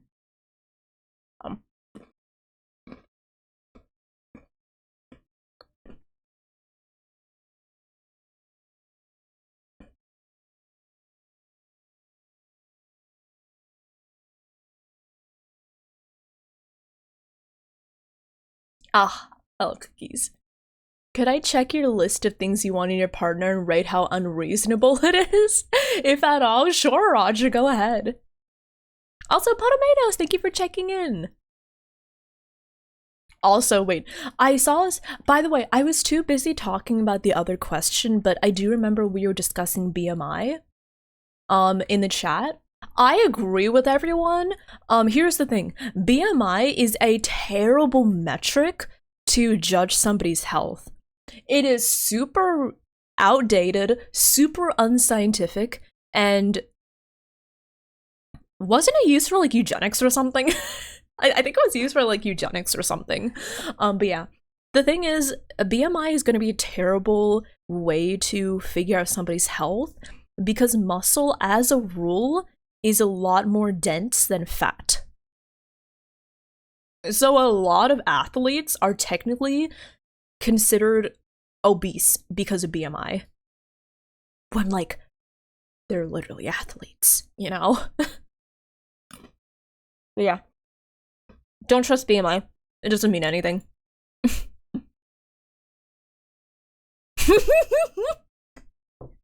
Okay, let's see here. My list of things I want in a partner. Okay. Female. Okay. White hair. Okay. Red eyes. Wears an amazing dress. Okay. Elegant. Enjoyer of the arts. 165 centimeters tall. Comes from the sea. Wields a rotary chainsaw for combat. Born on July 27th. 7 years of combat experience. Outstanding physical strength. Excellent mobility. Outstanding physical resistance. Standard tactical acumen. Excellent combat skill. Has an altar. Okay. I think all those are pretty reasonable, Roger, except wields a rotary chainsaw for combat. I think that's a little restrictive. Well, what's wrong with, I don't know, like, wielding an anchor for combat? Or I don't know. Surely there's nothing wrong with having swords. I'm just saying, Roger.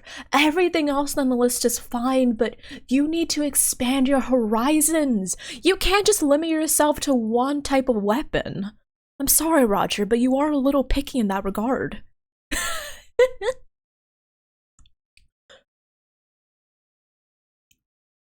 That guy who made a BMI inspired the guy who invented eugenics. Oh, of course. Yeah, TLDR, don't trust BMI. Okay, here. Okay, next question. From Hope. Should I get to know a girl first and be well acquainted first, or ask them out immediately? I mean, between the two, I would always say get to know girl first. And I guess it's mostly my view on it, but I feel like it's always better to ask out a friend rather than a stranger. Just because for me, like, a romantic relationship has to start on... It doesn't, I mean, the best romantic relationships, in my opinion, start on a really good friendship. Like, if you can't be friends, why would you want to spend the rest of your life with someone if you don't already know that you're good friends?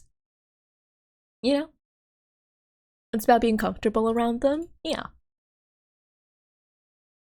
Like, I don't think there's anything wrong with, like, hooking up or, like, you know, dating apps, but for me and for my tastes, and I feel like for quite a few people's tastes as well, it's good to start out with a friendship first. So I would say if there's a girl you are interested in, or if there's a girl you see that you're like, oh, you know, she's pretty, then try to strike up a conversation first or try to get to know her first. Because sure, she may look pretty, but how do you know that you really want to go out with her, you know?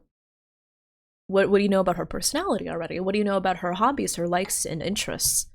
I would say get to know that first, and then, you know, if you're still interested, be like, hey, I want to go out, you know? Right? Also, I have another cookie.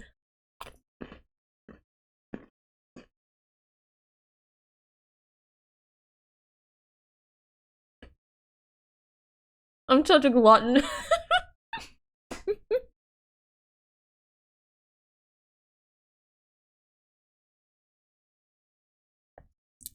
Ah, I love cookies.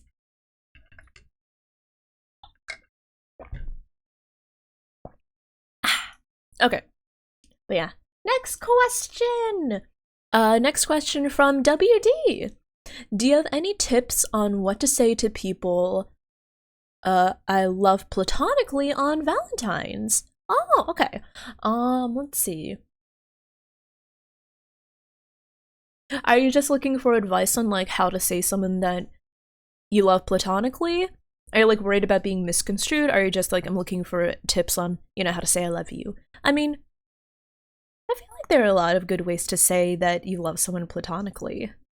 Showing that you care about them, showing that you really care about their well-being and their interests. You know? Wanting to spend time with them, I feel like, is a really good sign of showing love. Hi, Cora! Thank you for checking in. But yeah, as for things you can literally say, you could be like, hey, I really appreciate you. Thank you for being in my life. Or if there are things you can do, you can be like, hey, do you want to do anything today? Do you want to do anything, like, fun? Do you want to hang out? Do you want to spend some time together? Do you want to just, like, sit together and do our own things? But, like, you know. I love you. Actually, Kugrix is so much more right than me. Attention, my dear companion. I love thee. Verily. That's the only thing you gotta say. Verily. No more words must needs be exchanged. One doth simply need. Hey, bestie, I love you. Verily. What does verily mean? It basically means truly. Or very much so. Or if you want to go with the Zoomer slang, yeah. Anywhere you would say yeah, say verily. I see, verily. Right? Hey, busty. Hey, bestie.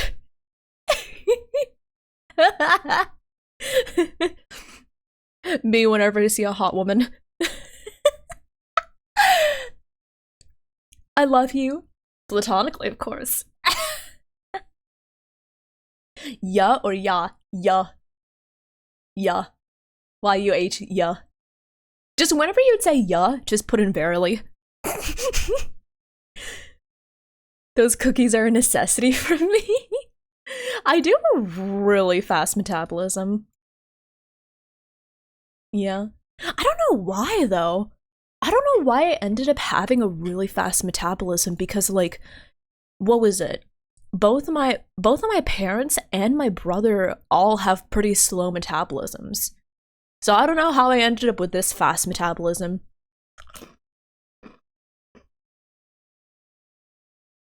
Did I steal their metabolism from them or something?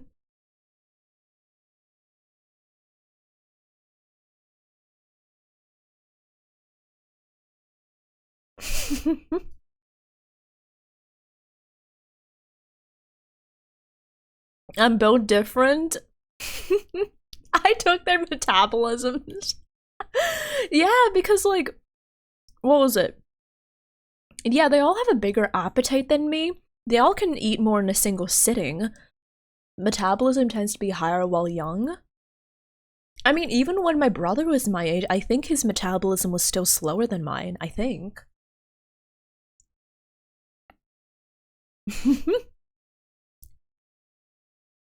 But yeah, I don't know, maybe it could just be because I'm younger. But, I mean, I'm in my 20s and my metabolism still has not shown any sign of slowing down, so...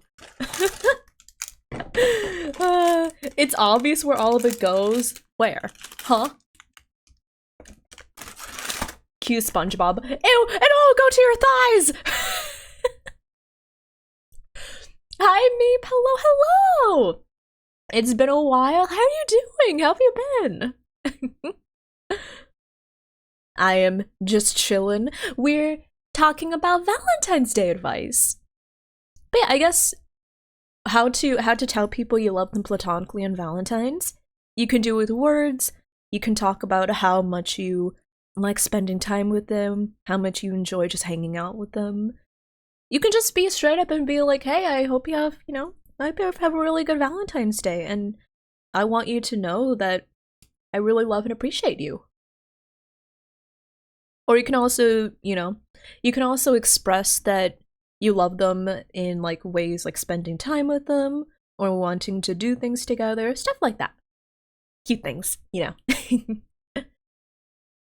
Or you could also, declare that if anything unfortunate were to befall them, you would kill everyone in this country than yourself. If you're feeling a little more dramatic, Next question! Okay. Next question from RPG. I know everyone celebrates Valentine's Day how they can, especially if they're celebrating Singles Awareness Day.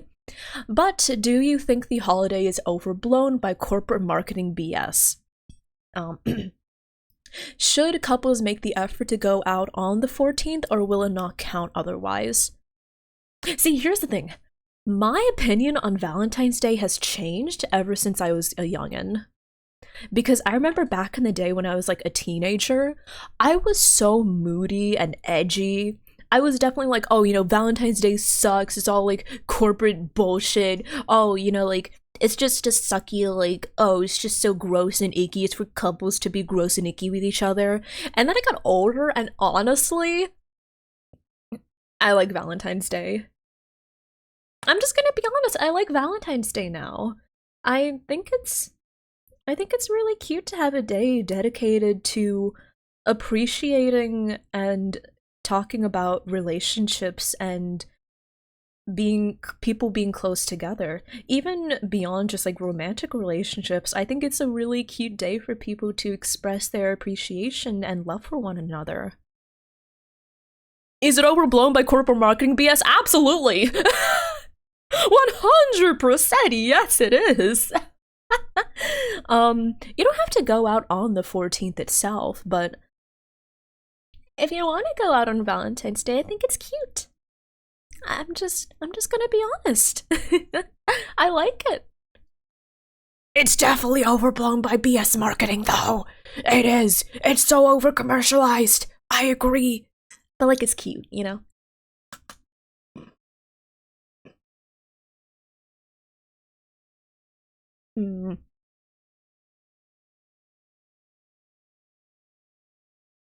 I got something dripping from my ears? I do? Wait, really? Where? Huh? Oh, that? It's always been there, don't worry. But yeah. TLDR. Oh, and also, you don't have to go out on Valentine's Day. I think it's just... It's like, how should you say this? You know like when you go to a restaurant and they give you like the nice little mint at the end of the dinner, right? I think like Valentine's Day is kind of like that. It's just like a cute, nice little bonus. You're like, wow, this is great. But it should not be like, it shouldn't be like super like blah out there, Happy Valentine's Day! Happy Valentine's Day! Oh, RPG, great timing. We just got to your question. Well, we just answered your question, but yeah. TLDR, I personally do like Valentine's Day, and I think it's a cute day to express appreciation. Appreciation between people and couples, totally commercialized, totally consumer based. But I still appreciate it for what it is. A lot of holidays were invented for consumerism. Doesn't mean you can't enjoy them, but also you're not obligated. That is a very succinct answer. Thank you, Hawks. I'm so verbose. I took like 5 minutes to say it, and then Hawks summarized in like 1 sentence. Good job, Hawks. Thank you. Thank you for helping me. Okay. Next question. Is it weird as a VTuber to cold DM another VTuber in an effort to get to know them? I think, okay, honestly, here's what I think. It's not weird, but I'm gonna be honest, you might struggle to get traction if you cold DM.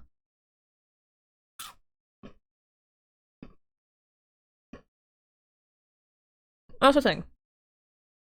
It's really hard to make connections and find friendships in the VTubing sphere. And I feel like there are a lot of people that do want more friendships and connections, but they struggle with how to go about making those connections. But at the same time,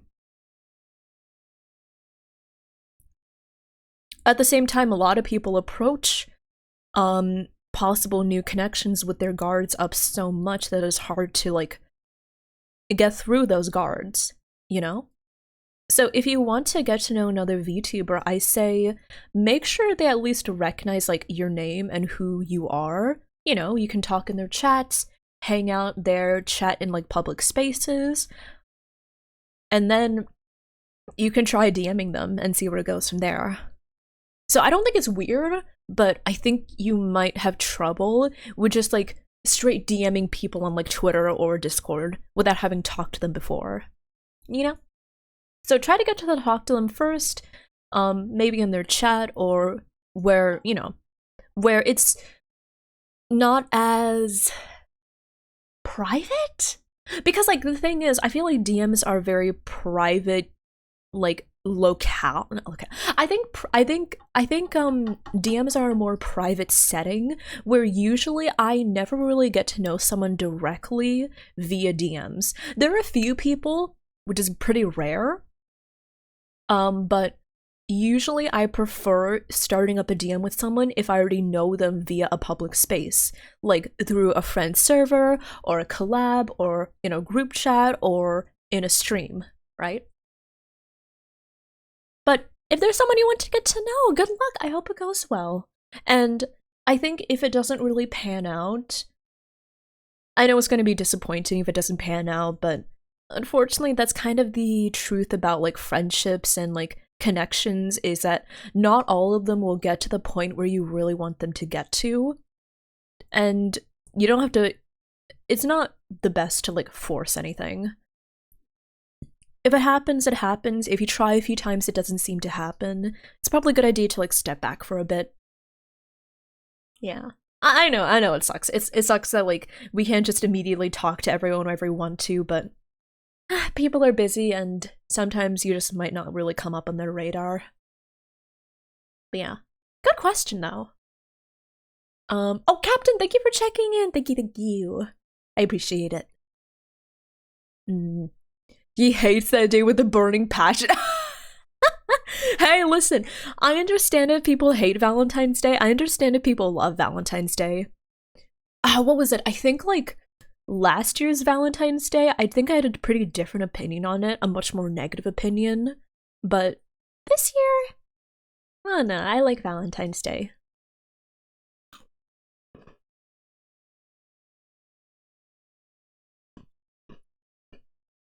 Okay. Next question. Okay. So let's see. Okay, so I have a long distance friend who I've confessed to before, and she said she wasn't interested. We do hang out on FF14. She's my wife in game too, and we've been friends for like 10 years. She's still someone I hold dear, but do you think I should find someone else as my SO? Yes. Okay. From what it sounds like from this question, if you have a long distance friend that you've already confessed to and she said no, then it's best to assume that it just won't work out. I know you've been friends for a long time, and I know I know you still care about her. But unless you talk to her again and ask again, you'll probably have to just say it's not going to work out. You know? And also, like, you don't. Being married in FF14 doesn't mean that you're in a relationship, you know? Like, what was it? I'm married in FF14. I'm married to my wife, Pachu.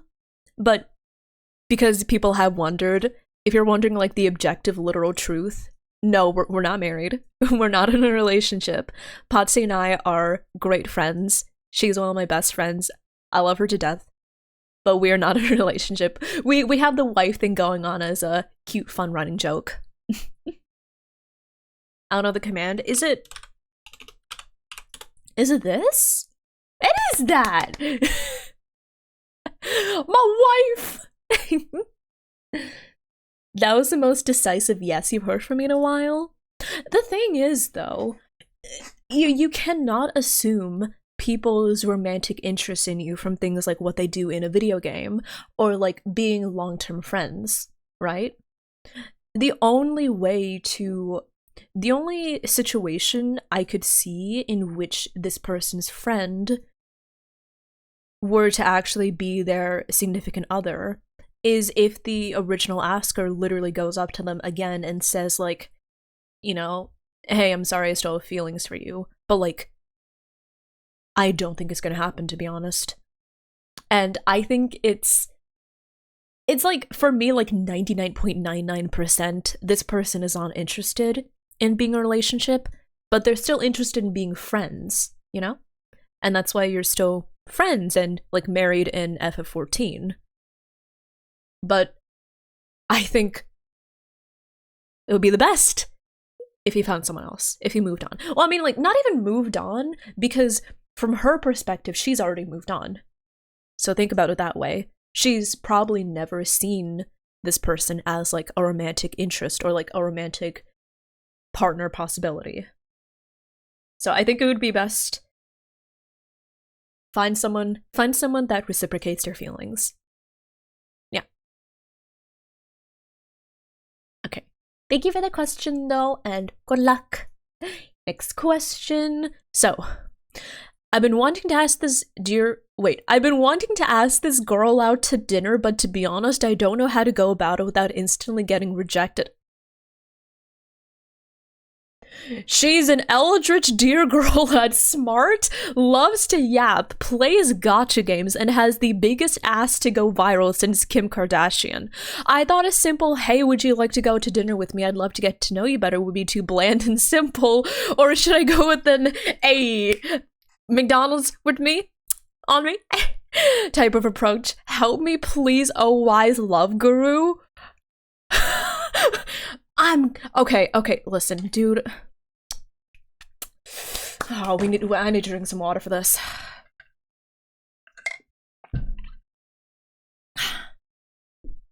I'm sorry, dude, but this Eldritch Deer girl sounds like such a red flag. Bro, I don't think you should be pursuing her.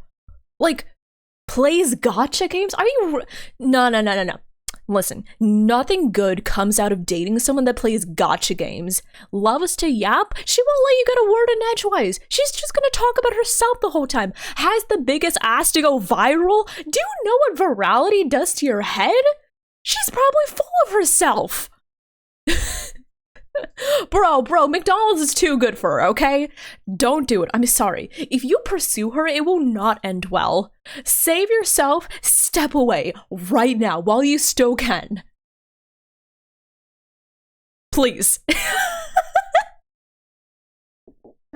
Besides, I bet she— yeah, exactly. I bet she doesn't even know how to wield a rotary chainsaw in combat. No, I don't think you can fix her. No, don't try to fix her. That's what I'm sure that a lot of guys said that they can probably fix her, and I don't think it ended very well. Stay away from her. She's not good for you. What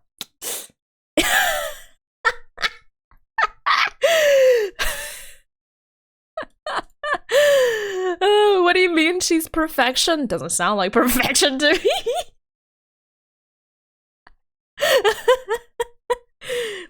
What if I don't want to fix her? I want her to make me worse? Fuck, then I guess go for it. But just between me and you, I don't know this Eldritch Deer girl, but I feel like she prefers In-N-Out over McDonald's. Just between you and me, okay?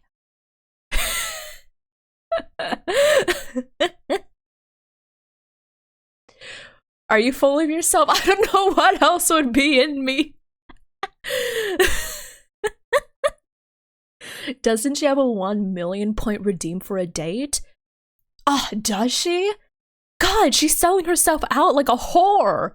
Ugh, I don't really think you want to try to date her, okay? She seems a little too easy to me, you know?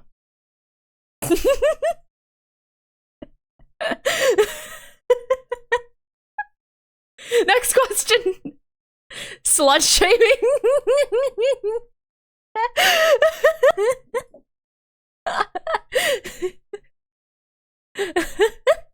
That's a what do you mean? I got a question for you. Can you be my Valentine? Aww, Freddie, I'm so flattered. I'm so flattered. I'm so glad you asked me to be your Valentine. I'm so sorry though. I've already said yes to someone else. But I thank you for asking. I really appreciate it. Yeah, someone already asked to be my Valentine, and I just had to say yes. Wait, do you want to tell you who my Valentine is? Wait, do you want me to tell you? I was gonna keep it a secret, but like, I'm just so happy about it. Okay, I'll tell you. It's Zhongli from Genshin Impact. My Zhongli body pillow. Yes, I'll have you know, we're actually going to a date later today. He actually arranged something super cute and romantic.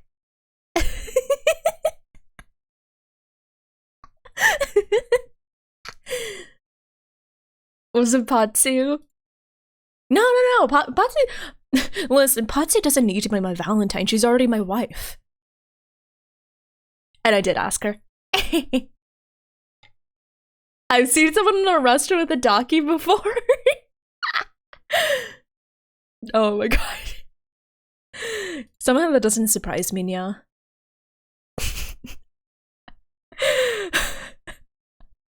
Okay, next question from Andrews. Okay, from Andrews. As my favorite deer, what trails and state parks do you recommend for eating grass? Okay, first of all, I have to give you the disclaimer that not every state park will be happy if you eat the grass, okay? So that's my first warning. You have to check the rules and make sure that they don't prohibit grass munching. Second, you also want to make sure that you're not competing with the animals there for resources. Just tune in to see your question. Oh, hi, Andres. Thank you for checking in. Yes, this is a great question. So I would definitely prefer local trails rather than state parks, because state parks, they tend to have stricter rules about munching grass, and you probably don't want to mess with the animals there. They can be a little territorial. But if you're looking for nearby trails to munch the grass, definitely check in the morning. Morning dew, oh my god, the morning dew makes the grass taste so much better. Do not go between like the hours of like 10 a.m. to like 4 p.m. Don't do it. Ideally, you want to get there at like 6 a.m. I know it's kind of early, but for good grass, it is worth it, okay? Listen to me. You have to go at like 7 a.m. or 6 a.m. ideally. Maybe like 8 a.m., but you're like stretching it. The early bird gets the worm. Exactly. I say best time, 5 or 6 a.m. 7 a.m. works. 8 a.m. is kind of like a stretch. 9 a.m. 10 10 a.m. absolutely not. Yeah.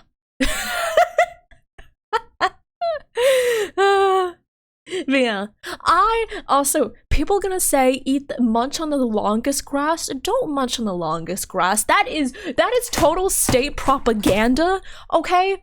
Long grass looks so nice and pleasant. It is not. It's a scam. Go for like the medium grass with some nice clovers and native plants mixed in. That's the good stuff. It's like the McDonald's breakfast menu. Exactly. I hope that helped. Also, Anjis, I'm sorry, I didn't put your second question on a slide, but I'll read it. For meeting friends or partners with super niche interests, are conventions the best place to go? I still haven't been to one. I think conventions are a good place to go, but I wouldn't use them as my first avenue for finding friends or possible like partners. I would say you'll probably want to start like online and maybe try to find like online groups where they're talking about going to conventions and then be like, hey, I'm gonna go as well. Do you want to like hang out while we're there? Because I feel like at conventions, a lot of the people already have prearranged plans to hang out with people. So I find it a little harder to be like, hey, do you want to hang out at the convention? So I think conventions are a great place to hang out with people or get to know people. But to meet people, I feel like it's okay if you don't go to conventions. It's okay to first like get to know people, and then if you can go to a convention, be like, hey party people, let's go to the convention. Yeah. This from some listen, it wasn't well, we already knew each other. I'm just saying. It wasn't a first connection, it was a continued connection. Anyways. We would probably go with your best friend. We'd probably end up having our own plans. Yeah. So, I think conventions are a good place to hang out and get to know people, but they definitely don't have to be like the only way to meet people. Good question though, that's a good question. You want to start with places that are neutral and safe to meet people for the first time? That's a good rule of thumb, yeah. It was an outlier. Smile. Okay. Next question from Good Little Crate. Oh my god, let's see. What is the ideal composition for a perfect storage crate? I am so glad you asked. Okay, let's see here.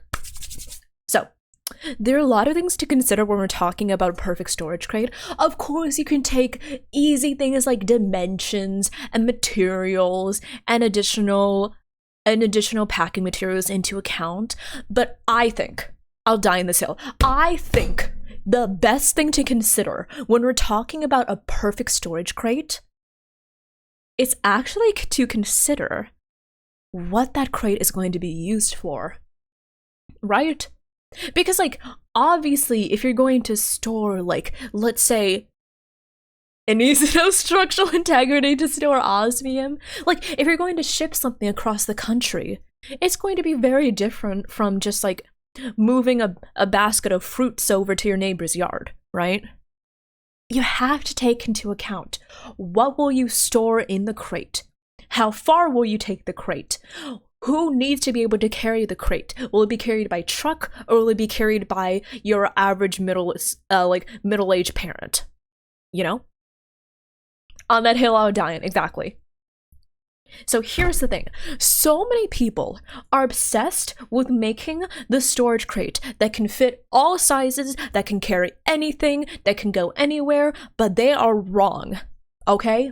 You don't need to do everything all at once. You don't need to be perfect for every single purpose in life. You don't need to go into things thinking that you need to do everything perfectly right, because you are not built for that. Okay? And you do not need to change yourself to meet some expectations that you were never made to meet. You need to think about yourself, think about what good qualities and traits you have, and then appeal to those, and then you can develop anything you want to. But it's important to remember to focus on what you can really do and what you're really good at doing. So that's how you get the perfect storage crate. Wait, thought I was talking about something else? It needs to be airtight so the stench of the dead bodies can't leak out. Exactly! You can't look at yourself and think, God, I suck at being a fruit crate. Maybe you're just a dead body crate.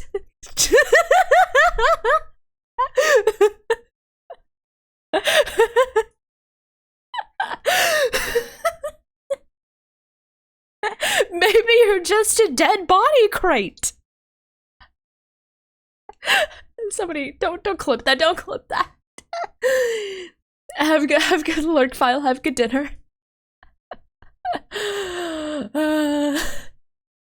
That one got deep for a question about boxes. Thank you. I pride myself on taking things way too deep. Okay. Next question. Let's see. Okay, next question. What makes your perfect day? Foods, activities, the whole shebang. Okay. What makes the perfect day for me? That's a good question. Honestly, I would really appreciate a day where I don't have to worry about anything. I would really appreciate a day where I don't have to worry about anything. Like, I don't have to worry about doing chores or work or making money. I can just wake up and say, I can spend the day however I want. I would love to watch some anime. I don't know about my perfect day, but like, I guess some things I would really love to have in a really good day would be like, I would love to watch some anime. I want to have some nice KBBQ. KBBQ. Yeah, I want KBBQ. Oh, I want a really nice dessert afterwards. Maybe like some ice cream. Or maybe like a really nice fluffy cake. KBBQ with a really nice sweet dessert afterwards. As for activities, I guess watching anime. I want to go for like a cute little nature walk. I want to go for like a nice nature walk. Just like a really leisurely nature walk. Just really appreciating the sights and maybe bird watching it too. And a massage. I want a massage. I think those sound like some really good activities for the perfect day. I just really want to relax and just enjoy activities that I don't normally get to enjoy, you know? I mean, I watch anime all the time, but like, you know, most of those things are things that I don't really get to enjoy. The perfect date? I mean, like, that is a question later on, I think. Let me see.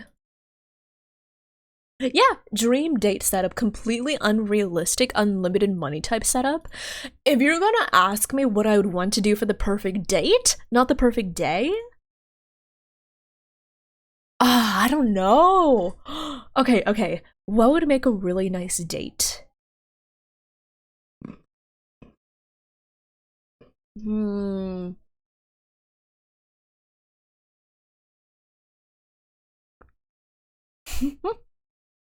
Oh my god, the Leo emote. I don't really know. I haven't been on that many dates to be— well, I guess if I'm gonna be honest, if I'm being honest, I've never really been on a date before. Like, oh my god, here I am. Here I am, VTuber talking about relationship advice, and yet I admit, I've never— well, I have been on dates, but The thing is, I've only ever been in long distance relationships. So if we're talking about like an IRL date, like hanging out the whole day, I've never really had that, to be honest. I don't really know what would I want out of the perfect date, like a dream date. Aw. I guess I'd want a couples massage. A couples massage, maybe like, The cobbler's children have no shoes. Well, okay. Well, it's because I've never been in a relationship that wasn't a long distance relationship. So I would say that I had been on dates as part of the long distance relationship, but I've never been in like an actual like IRL date. Like with such scandalous things as holding hands.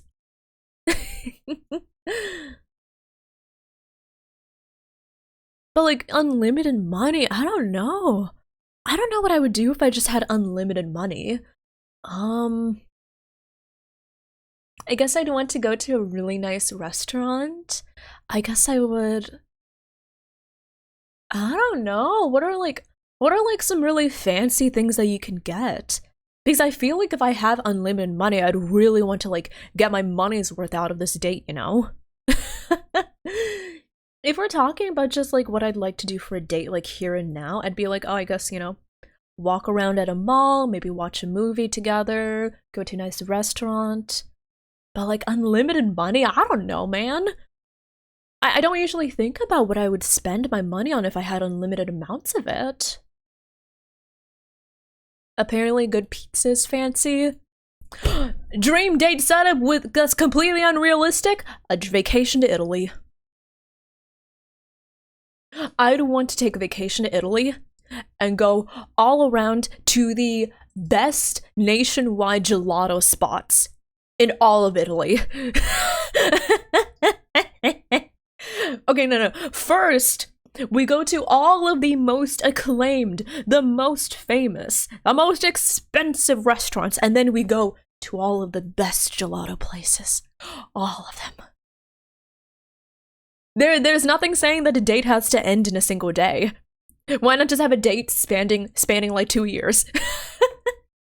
And during all of that time, we just travel around the world, going to the best restaurants we possibly can, flying first class. I've never flown first class. Wait, has anyone here flown first class? I cannot imagine spending so much money just to make like your flight a little more comfortable. Maybe if I were to take like a 20-hour flight, maybe I would splurge on business class. But like first class, I saw this one video of like a guy taking the most expensive first class flight, and it was ridiculous. I've had a free upgrade to business class a long time. Everything else was economy. Yeah, I think I've flown business class like one time. Everything else was economy, but this one video I saw of this guy taking like the most expensive first class flight, it included a personal escort to like this suite in like, what was it? It included this he got to the airport and frame one, dude rolls up in like the what was it, in like the golf cart and takes him to like this private suite to stay in for up to 24 hours before the flight at the airport. And then he got like his own room and bathroom in the airplane. I'm like, brother, you do not need all this. He had his own shower. He had his own bathroom and his own shower in the airplane. I was like, you take showers on a plane? You take showers on a plane? Mile High Club? More like Shower High Club. I just find it wild. Like, I don't know, it just seems so, I mean, I hesitate to say frivolous, but like it seems so frivolous. Why would you need to take a shower on a plane? right? I just think it's crazy, you know? Date idea, meet Roger, you're gonna be my wingman. I mean, Roger, you did offer to be the organizer for my honeymoon when I get married. When I get married, as if I will get married. Okay, listen. I do like the idea of getting married one day, but I'm gonna be honest. I don't know if I want like a traditional wedding. Do y'all know how expensive weddings are? When? Okay. The thing is, I don't know. I mean, first of all, I need to get into an actual long-term relationship. When? I know, I have so much faith in myself.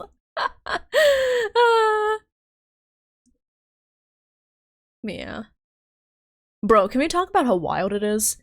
That some people are having children when they're like 20, 21, 22.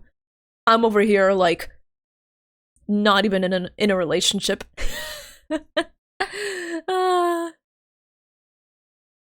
In this economy, yeah, I'm like, bro. But yeah, I don't know. I don't know if I guess right now I'm not really looking for someone, if I'm gonna be honest. I guess if something does come along, then I'll be like, sure. But I don't know, I guess right now I'm too focused on myself and my own business. But maybe next year when I have my shit more together, you know? I guess if you were to ask me, do I want a relationship? I feel like I'd be lying if I said no. You know? I'd be lying if I said no. But at the same time, I'm happy with where I am right now. Like, I'm happy where I am right now in terms of, like, my relationships and, like, my love life. I'm doing something that I'm happy with. Also, I'm just gonna be honest, ever since starting my activities on the Blue site, I feel like people would tend to be a lot more reticent about dating me. I'm just gonna be honest. I accept that it's probably going to affect any possible relationships I get into in the future. Because like they're gonna have to know about it, you know? I'm not gonna hide it from them. And will it probably make my dating life harder? Yeah.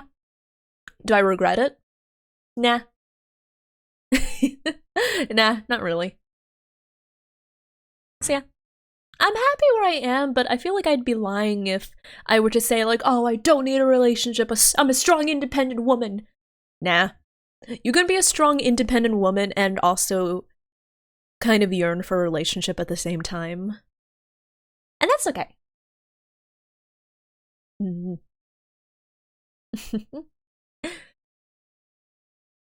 At the end of the 2-year day, you just get to your doorstep and say, I don't think this is gonna work out.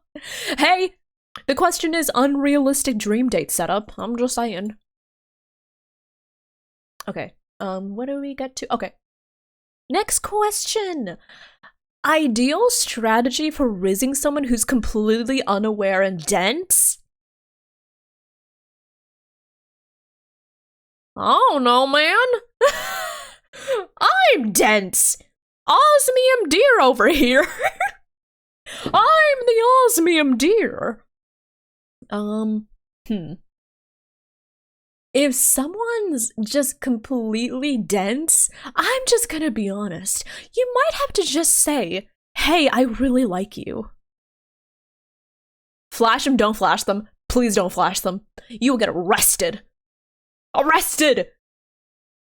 Arrested! Arrested! Okay, but yeah. If you're trying to rizz someone up that's really, really unaware, you just have to be honest. First, try reading their signals, and if it seems like they're interested, then go forward with it. Say like, hey, I really want to tell you. I really like you. Do you wanna go out?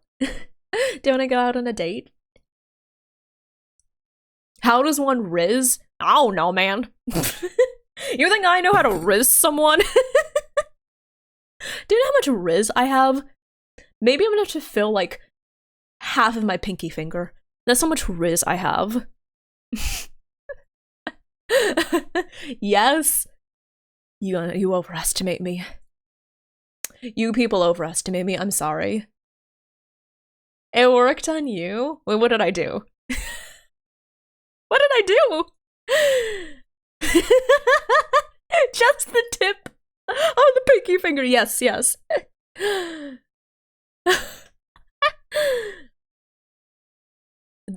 Listen, X14, I don't know how I pulled that, to be honest. Sometimes I look back and I'm just like, how did I even get that to happen?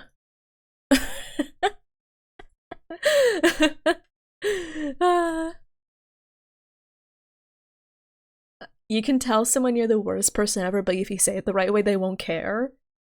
Ah, let me see. Let me see. How can I say? Hey, gorgeous. My red flags might be big, but you know it's even bigger. My antlers.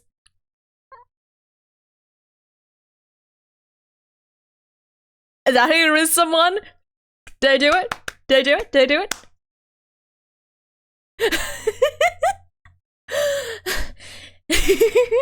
Hey, baby. My red flags might be big, but you know what's bigger? My eyes!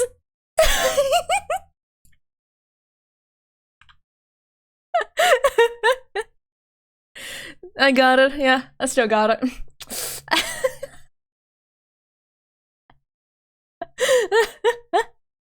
Next question!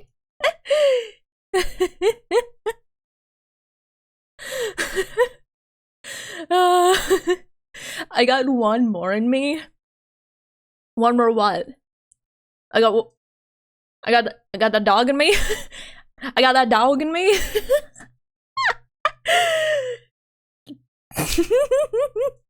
You people saying I have riz. Oh, you're mistaken now, aren't you? Oh yeah, wait, sorry, CJ, hold on.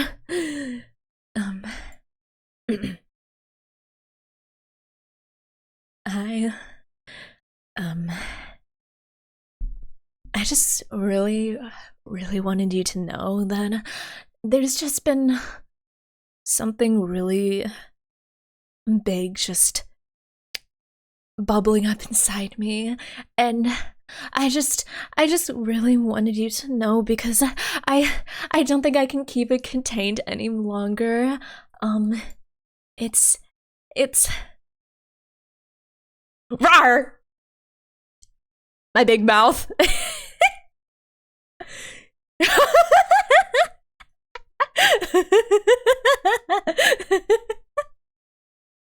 I think I got it. I think I'm doing great at this Riz thing. Do I win Riz? Do I win the Riz? I'm scaring the hoes? Isn't that what Riz is?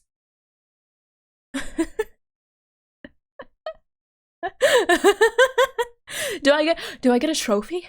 Do I get first place in the Riz?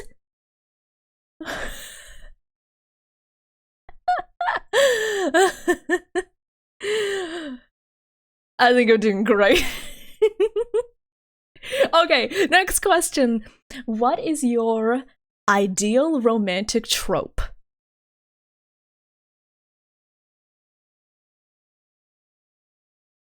What are some romantic tropes? Like, of course, we've got, what was it? We've got, like, friends to lovers, we've got, like, fake dating. Soulmates?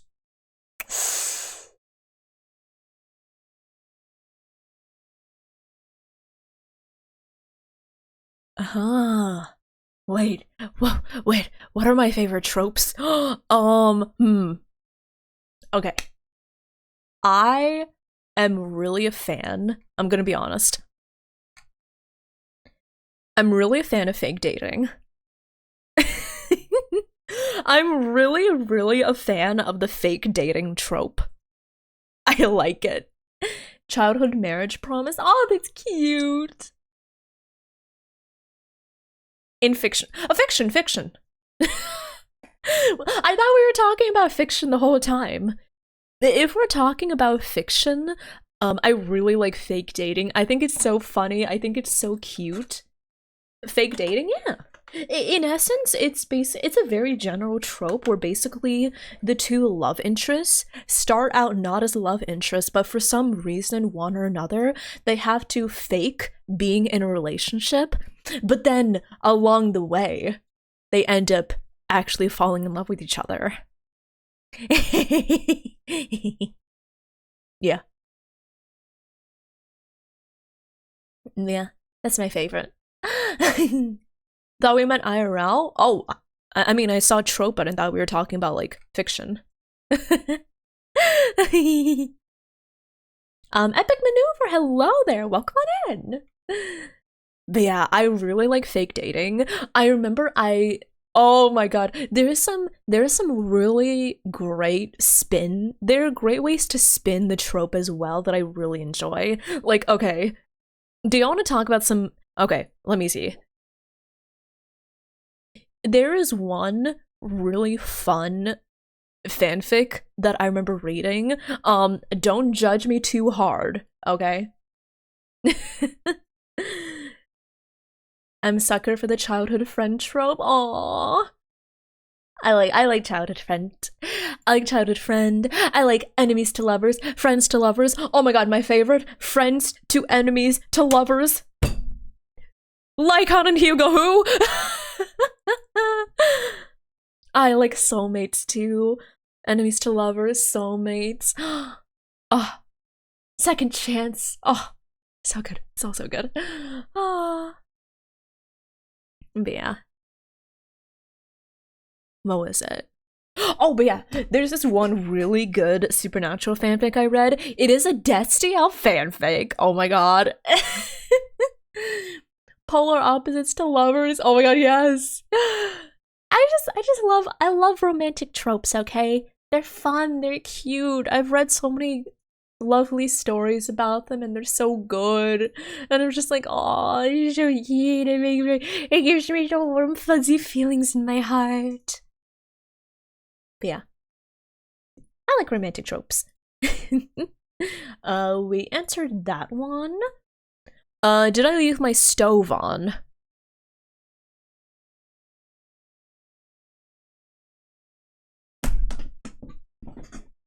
No, I didn't.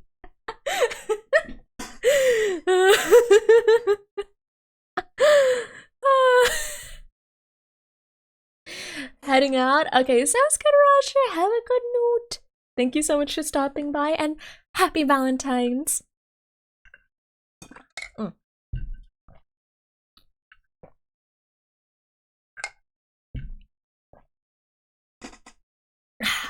Okay. Okay, let's see. Next question. Thank you for the question, by the way. Let's see here. Let me drink some water. I've been talking so much, y'all.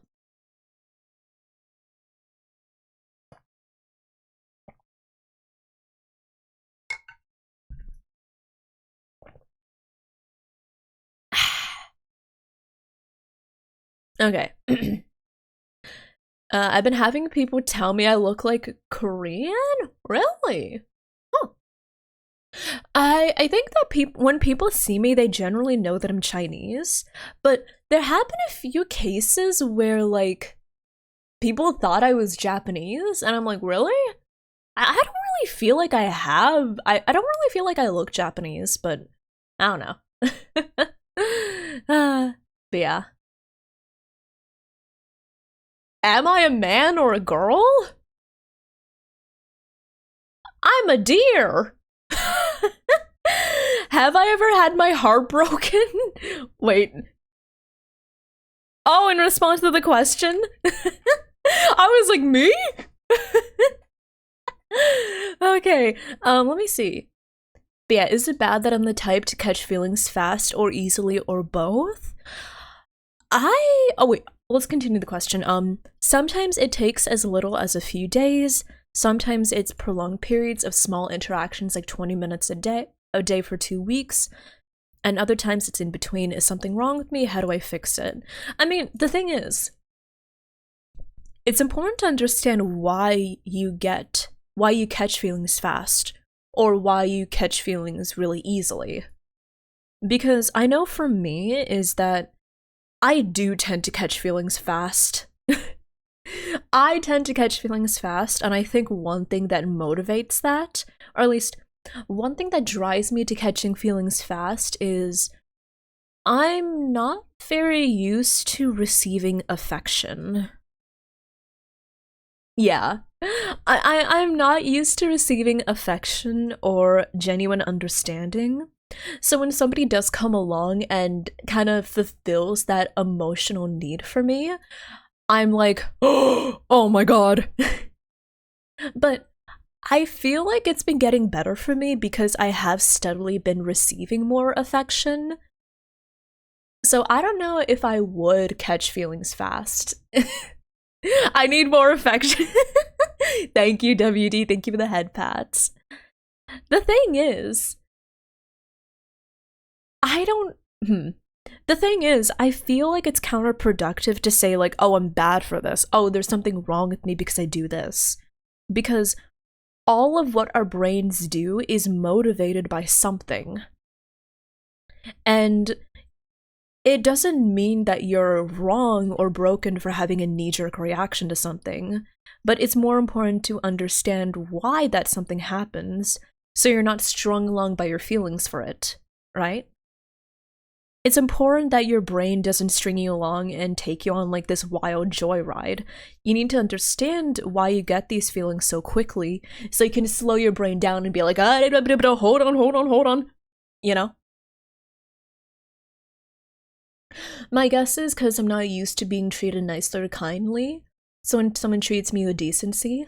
Yeah, so I think it's important to step back and say, like, hey, I do deserve to be treated with decency and respect. So this person that's treating me with decency and respect, are they doing it out of kindness, or are they doing it because there's genuinely like romantic interest? So don't jump the gun and slow yourself down. The thing is, it's not your brain is conditioned to think certain things, frame one, but it is your responsibility to take what your brain thinks and how your brain reacts and keep it under control. Right? Does that make sense? Yeah. Does that make sense?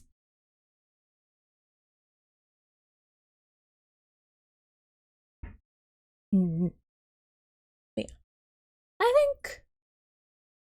Yeah. I think that's what I would say for that. Oy.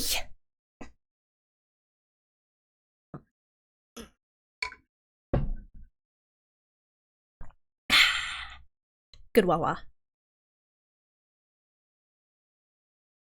Also, the thing is epic. I have had my heart broken before.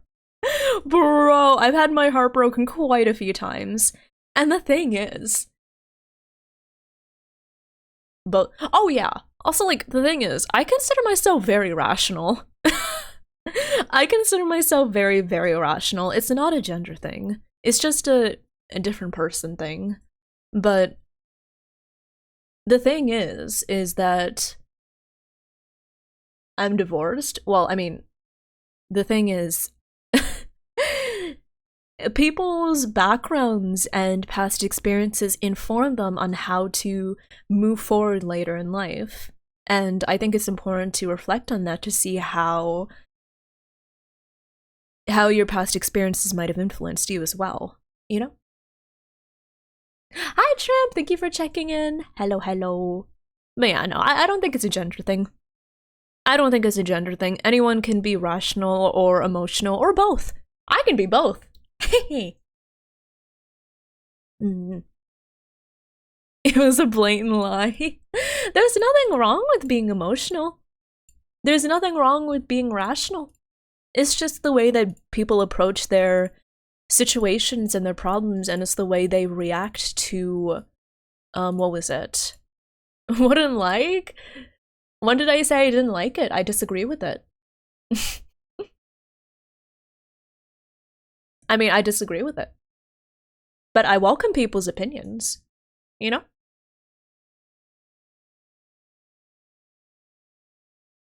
Stating facts? Okay. Yeah.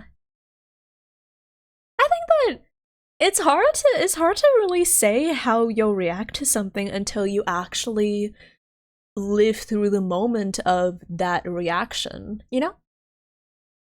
But yeah. Bad Trip, how are you doing? Hello, hello, how are you? Mm. But yeah. I know some people will probably say that I'm naive or like, oh, you know, you should see that people aren't as good as you think they are. Nah. Nah, people are good. I think people are good. It's just the thing is that people can be good and have the capacity for bad. You know?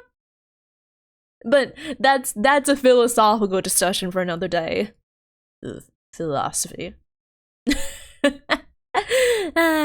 Like I said, philosophical discussion for another day. Okay. Let's see. Next question. Remember when you used a frame for your streams? Wait, what? Which program? Wait. I'm so sorry. I don't know what a frame means. Wait. I'm sorry. Wait. There isn't a name for this question. They stayed anonymous, but whoever this is, I'm so sorry. I don't know what you mean by a frame. Like a frame around the border of my stream? Or like,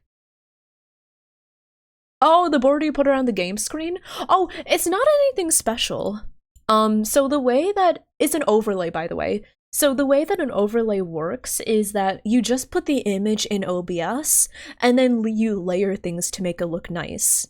So for example, from the bottom to the top, starting from like the bottom or like the back of the screen, you put like the game in, then you put like the overlay over that so it looks like a frame around the game, and then you put your VTuber model, so then you have like the overlay, you know? But yeah. Okay, thank you. I was confused by that. Okay. Montacho, thank you for checking in. Hello.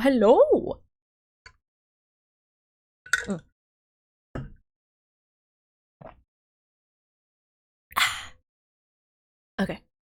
Let's see here. But yeah, thank you for the question. Next question. Oh, okay. Any advice for someone trying to date? Oh, wait. Oh, okay. And this next question is from Meme. And let me read out the full question. I'm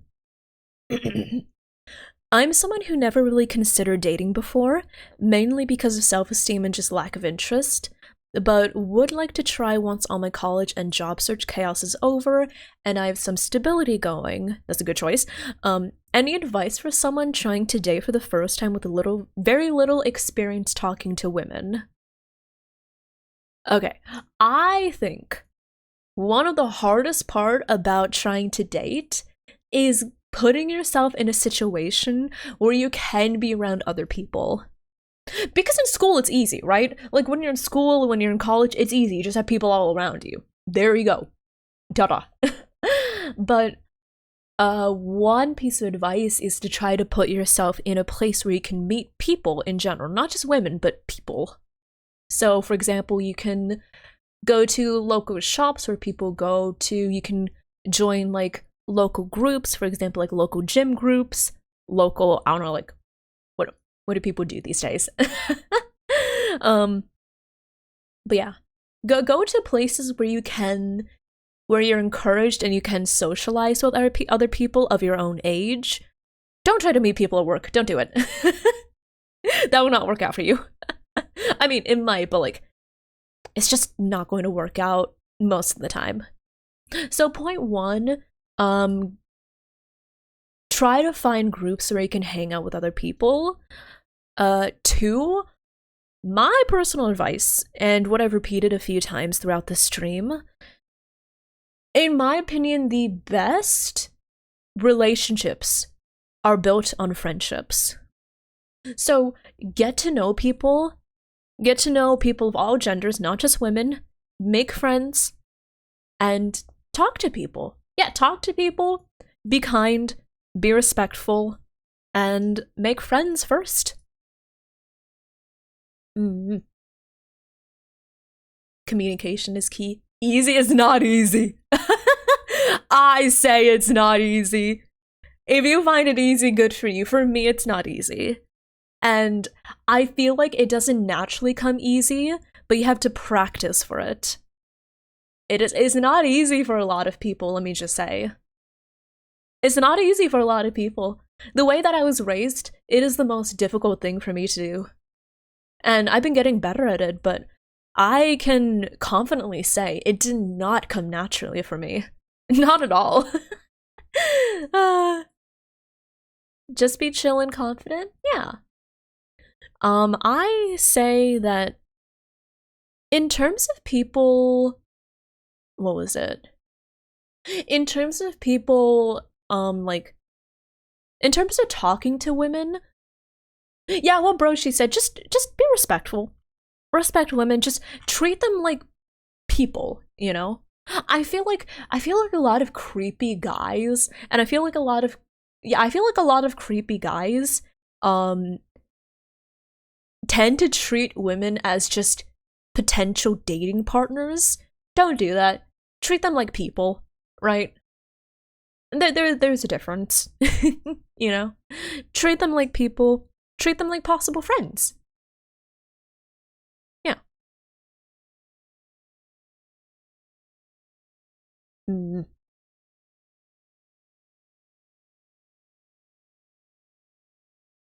Yeah. Just be yourself. The thing is, that doesn't come naturally for a lot of people. What was it? It doesn't come naturally for people. I'm not saying that you shouldn't be yourself. You should be yourself, but my argument here is it's not, in my experience and with my personality, it's not easy to be yourself. It's not easy to step out into the world and say, "Hi, I'm here." It's not. And that's okay.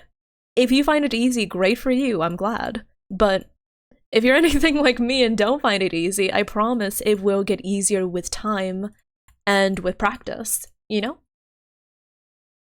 Yeah. What else? I mean, epic. I'm not sure if we're on the same page here. I'm not arguing about the oh my god, how do I say this? I am not saying you shouldn't be yourself. I am saying it's hard to be yourself, but it's important to be yourself.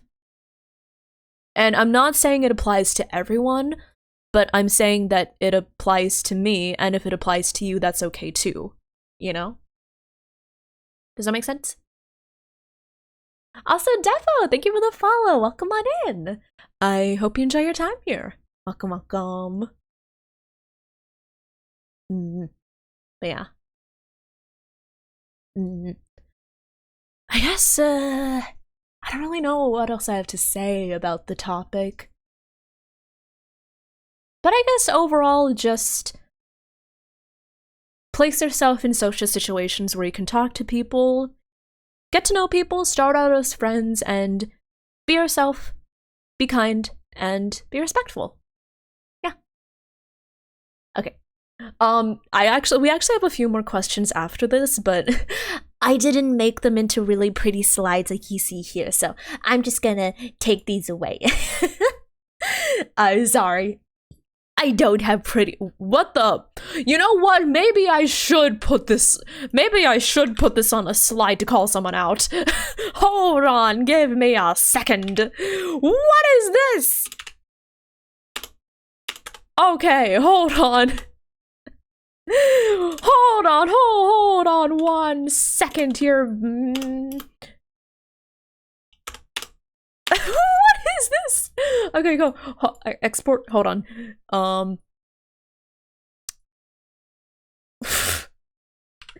Y'all, I need to show this to you. Hold on. Let's see. Let's add this in. Okay, let's add this in. Do you ever get the urge to cover yourself in oil and wriggle on the bathroom floor and pretend you're a worm?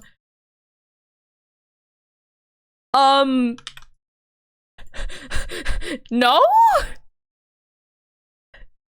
I do not ever get the urge to cover myself in oil and wriggle on the bathroom floor and pretend I'm a worm. No, actually, I do get the urge to cover myself in oil, wriggle on the bathroom floor, and pretend to be a snake. That's fine. But a worm? That's just weird. What the fuck? What type of question is this? Snakes? I love snakes! Listen, I love snakes. They're cute little noodle friends. What the fuck is this question? I get the urge to take all my technology, set it on fire, and become a blacksmith in the woods. Damn.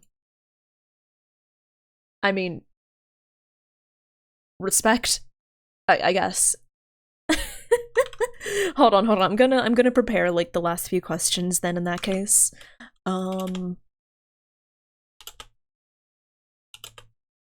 Okay. So give me a second. I'm just gonna prepare all of these. Let's see. Just a few more, don't worry. Add this one. Okay. Next question. Okay. Next question, from Anonymous. You know about forces of attraction like magnetism or gravity, but do you want to learn about the force of my attraction to you? Now that's a riz.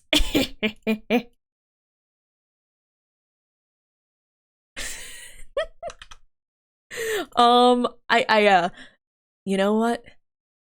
There's nothing more I love than learning something new, so if you could teach me a thing or two. That pickable forced.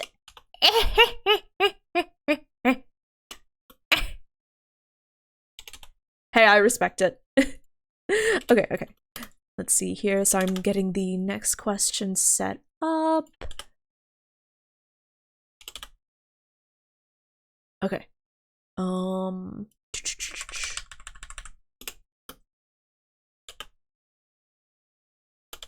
Okay, this question is gonna be juicy. Hey, are you an artist? 'Cause you draw me in.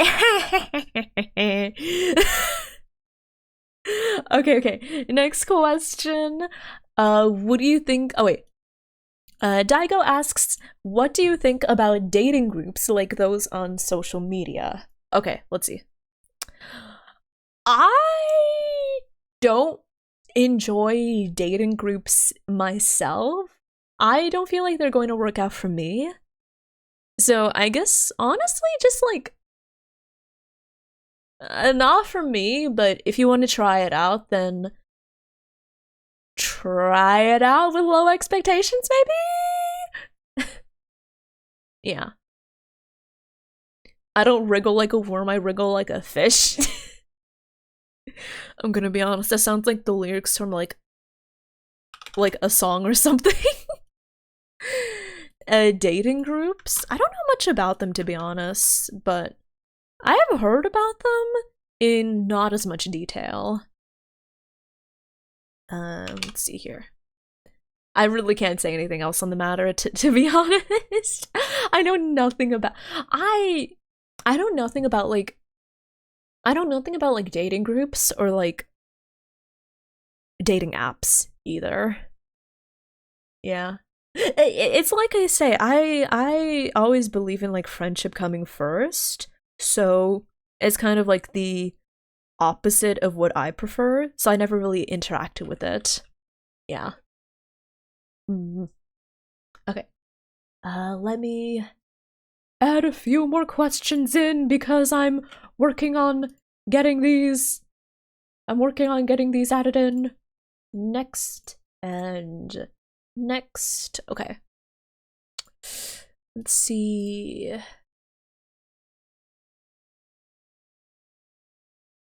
Okay. Next questions. Okay.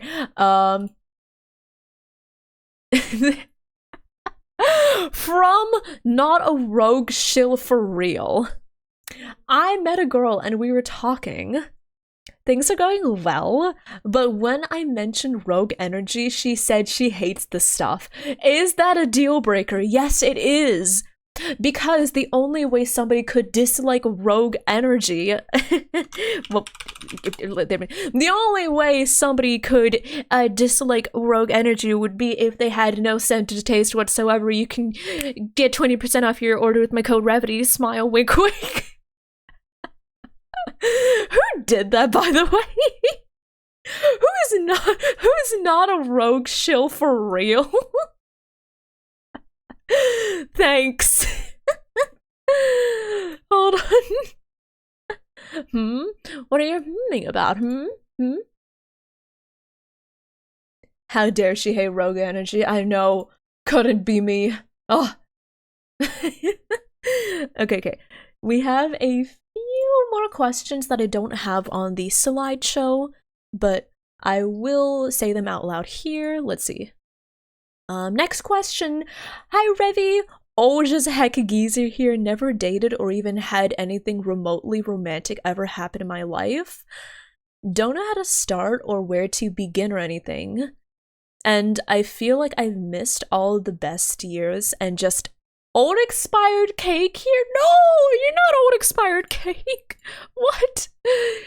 Am I out of hope or should I try to learn how to woo someone even if I'm older than the meatloaf in the back of your fridge? No! No! Oh my god. Wait, you're not an old geezer. No! Okay, here's the thing. You're never too old.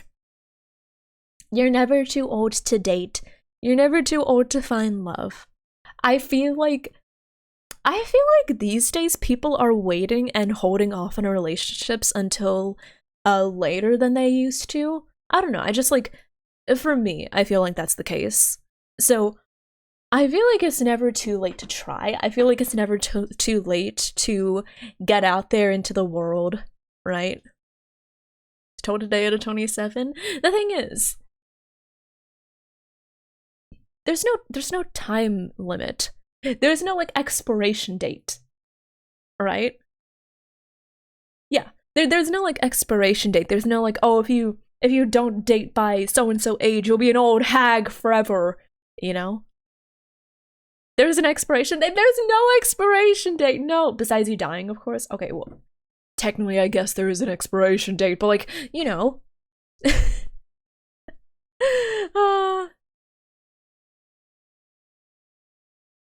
Data 21 and they're good. That's wild, yeah.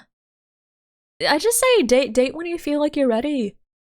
Date when you feel like you're ready, and I don't think, you know, I don't think there's such a thing as like too old for it. Go for it. I believe in you. You know? I believe in you. Mm-hmm. My uncle got married at 60. Yeah, you can do it. Yo, you got this. You got this, everyone. I believe. And I know it can be very easy. It can be very easy to be like, oh, I'm hopeless. Oh, I'm single. I'm not gonna find anyone for the rest of my life. But trust me. Be patient. Okay? Yeah. Be patient and I believe in you. Yeah. Thanks, you're welcome. Okay. Welcome back, Violet! Hello, hello! Oh, wait, what did, no pen, no paper, but you still draw my attention? Wait, I pressed the wrong button! Wait, no, I'm sorry! Wait. No pen, no paper, but you still draw my attention. I'm sorry, that was the wrong button! Wait! They're right next to each other! First try. Sus. Listen, the Riz button and the sus button are right next to each other. Okay, no, that was good Riz. Trust me. Also, oh my god, wait. I should have known Kesa was the rogue shill. Thank you, Kesa. They're different kind of sus. Listen, I'm gonna look carefully, okay? I'm gonna look carefully, it won't happen again. Trust, I promise. Okay. Next question from Defo. I'm terrified of the opposite gender. How do I talk to men? Oh, okay, let's see. How do I talk to men?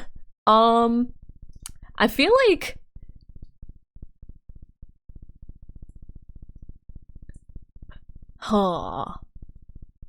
Any reason why you're scared, if I may ask? I know that men can be scary. What was it? But I would say that if you want to try talking to men more, I would say everyone can be scary. You know what? People can be pretty scary. But yeah, I would say try talking in more like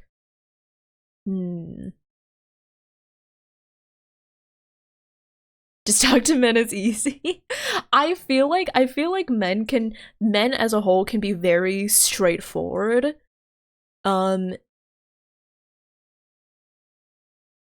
just intimidating. Okay, I understand that part. I would say I mean, I feel like I talk to most people I know online.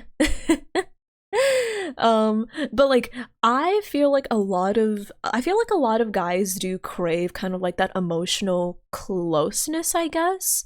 So talk to them with respect, be chill, and treat them nicely, you know? And by nicely, like by I mean nicely, it can be a really low bar for nicely. Just treat them like a regular person and occasionally just compliment them. Just like give a nice little compliment and they'll be like, oh, giving them a genuine compliment. Yeah. I feel like so many guys have to like go through life getting used to not getting as much like emotional fulfillment or like compliments as they really want. So be kind, but also remember to be respectful of both them and yourself, you know? And what is emotional fulfillment? Is that an Amazon warehouse work? Most advice about one gender. Yeah, that's the thing. I feel like there's this kind of sticking point where a lot of times guys are like, oh, how do I talk to girls? They seem so different. And a lot of girls are like, oh, how do I talk to guys? They seem so different, you know? But I can guarantee you that most people, regardless of gender, just really want somebody that's just legit, just genuinely nice, you know? That's just nice and will tell them, like, and will be honest with them about what they find that they like. If there's a reason that you like to hang out with someone, just tell them. Because there's a very good chance they've never heard someone say that before to them. And they'll be like, really? You like that about me? You know? How do I talk to eligible deer VTubers? They seem so different. Yeah, you have to give me offerings. You have to give me offerings of gacha rolls and cookies. Just gotta be honest, be honest. Be open. And okay, I'm gonna be honest. I feel like I'm gonna say this and then I'm going to follow it up with how I also fit into that. I feel like as a whole, guys tend to be more dense than girls, but also I'm also extremely dense and I'm a girl, so maybe they're just people that are really dense. If you end up liking a guy, tell him. No, just straight up tell him. If you like a guy, just tell him.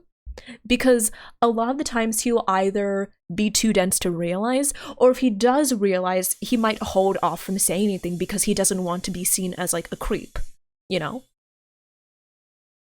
So if there's someone you like, and if there's someone you want to ask out, say it. Just say it. Yeah. I feel like I'm only saying that because of the dense anime protagonist. I don't know. Maybe it's just because I'm dense, so I think everyone else is dense. I don't know. Okay, listen. Maybe I shouldn't be a person that is judging the density of different people because I am extremely dense. Yeah, I am like really, really dense. If you need the softest of softball strategies, ask for help opening a water bottle. It plays into gender stereotypes a bit, but it's an easy way to make your brain say, "Ooh." I feel like that also helps with like the guy, to be honest, or like the other people. We should judge the viscosity of people. What do you mean viscosity? What do you mean the viscosity? Crabler, thank you for the 32-month race up. Thank you. Thank you so much. How do you judge? Is it like a 1 to 10 scale? Is it like a scientific metric thing? Like, what viscosity? The viscosity of what? People in general? Any specific substances? What are we judging here?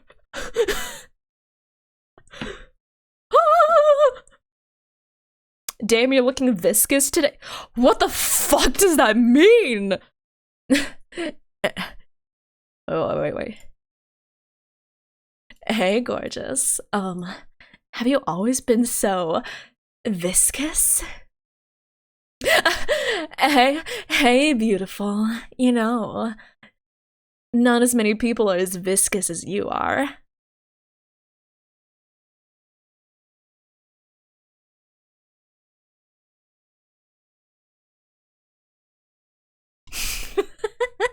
Can someone try this? No, don't try it!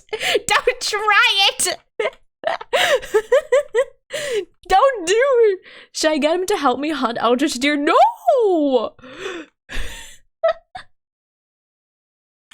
But yeah, honestly, Violet brings up a great point. Here's something that I've heard. If you want help trying to get someone to think of you better, like if you want to improve someone's opinion of you, here's how you do it. Ask them for help with a favor. No. Not them asking you for a favor. If you want someone to like you more, ask them for a small favor. Like, you know, like what Violet said, hey, can you help me open this water bottle? Or, hey, can you help me peel the sticker off? Because people they generally want to be helpful, and they want to know that they're making a good effect on people's lives. So if somebody asks you, hey, can you help me with this little thing? Then they'll interpret it as you saying, hey, I think you're helpful, I think you can help me, and I think you would be a good person, you know? So it helps to improve their opinion of you if you ask them for a little favor. What if a person doesn't want to help though? Then they suck and you don't want to be their friend. Hamafa! I don't know, actually. Weirdly, if someone asked me to help open a bottle, I'll already be flattered. Yeah, like somebody's seeing you as reliable and helpful enough to ask for a favor, you know?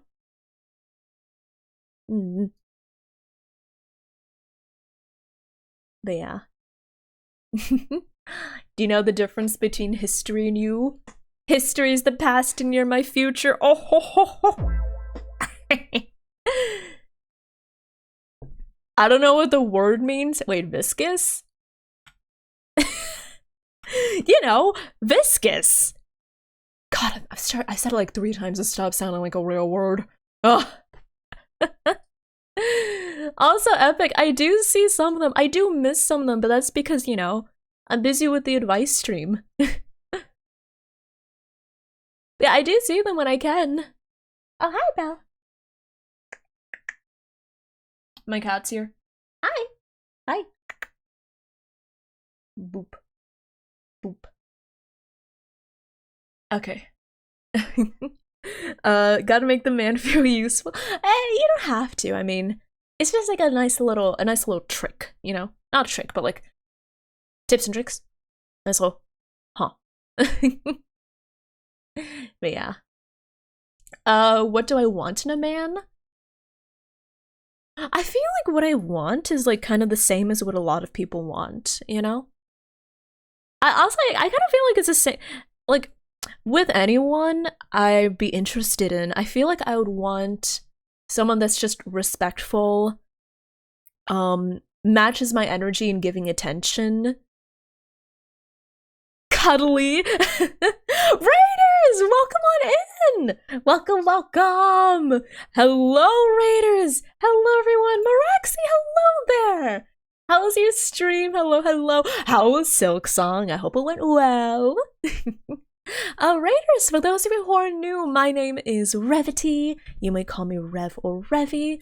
I'm a thirsty, nerdy, eldritch deer VTuber. Welcome, welcome. We play a lot of gachas, we play a lot of RPGs such as Genshin Impact, Zenless Zone Zero, Goddess of Victory Nikke, and recently Arcanized Enfield. And right now we are, for Valentine's Day, having a special advice stream. But yeah, what was it? How was Silk Song? I hope it went well. Chat saved your butt. I have not played Silk Song yet, but I need to. I've heard it's difficult, but like, I want to try. I want to try it. I still have not started it. Oh my god. But yeah, hi everyone. Let me say hi. If OBS will let me scroll. Loon Moon, welcome on in. Commander Redleaf, hello. What was it? Ragnasek, hello. Hi everyone. Hello, hello. I hope y'all enjoy your time here. And Maraxi, if you do need to get some food, get some water, if you need to get some streamer self-care, absolutely feel free to do so. If I haven't played Hollow Knight, I have played Hollow Knight. I think I'm like okay at it. Oh no, I wouldn't consider myself an expert at Hollow Knight, but like I finished it and it's like I'm okay at it. I don't know, I feel like Silk Song will be difficult for me. It's so much harder than Hollow Knight. That's what I've heard as well. I've heard it's definitely a big step up from Hollow Knight in terms of difficulty. Yeah. Should I try to research some of his hobbies, or is that creepy? I mean, Devil, if you're curious, you can just ask him. I feel like a lot of guys are so interested, a lot of people in general really want to talk about their hobbies. They love talking, people love talking about themselves. So if you want to know, just be like, hey, what do you do in your free time? What are some of your hobbies? And if they're like, oh, I like doing this, then you can ask a few follow-up questions, either like, oh my gosh, I love doing that too, we can do it together, or saying like, oh, I've never done that before. Can you tell me more? How does this work? How does that work, you know? And by asking questions and signaling that you want to learn more about their hobbies, people would generally really like talking about their hobbies. It's safe to tell a female love interest that one watches an Eldritch Deer mommy. Actually, Nya, if you meet someone, you should not only tell her that you watch my streams, you should make sure that she watches my streams too. Bring her into the cult. I mean, the family. If any of you has significant others, you need to make sure they watch my streams too, okay? Gotta get more people in. I'm kidding.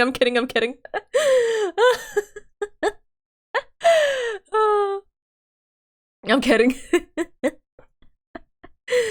Maybe a biased answer? No. Actually, I have it on good authority that that watching a Twitch streamer Revity actually ensures that people love your Riz. Smile.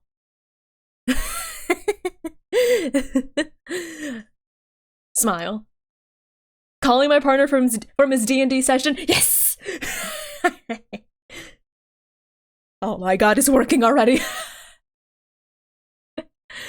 Okay. But yeah, we've just got one more question for the advice column. Finally, last question. Wait. Is asking what are your plans for Valentine's Day grounds for blocking or destroying a friendship and the communities you're in? No prior context, just the question and that you thought you were on good terms? Huh?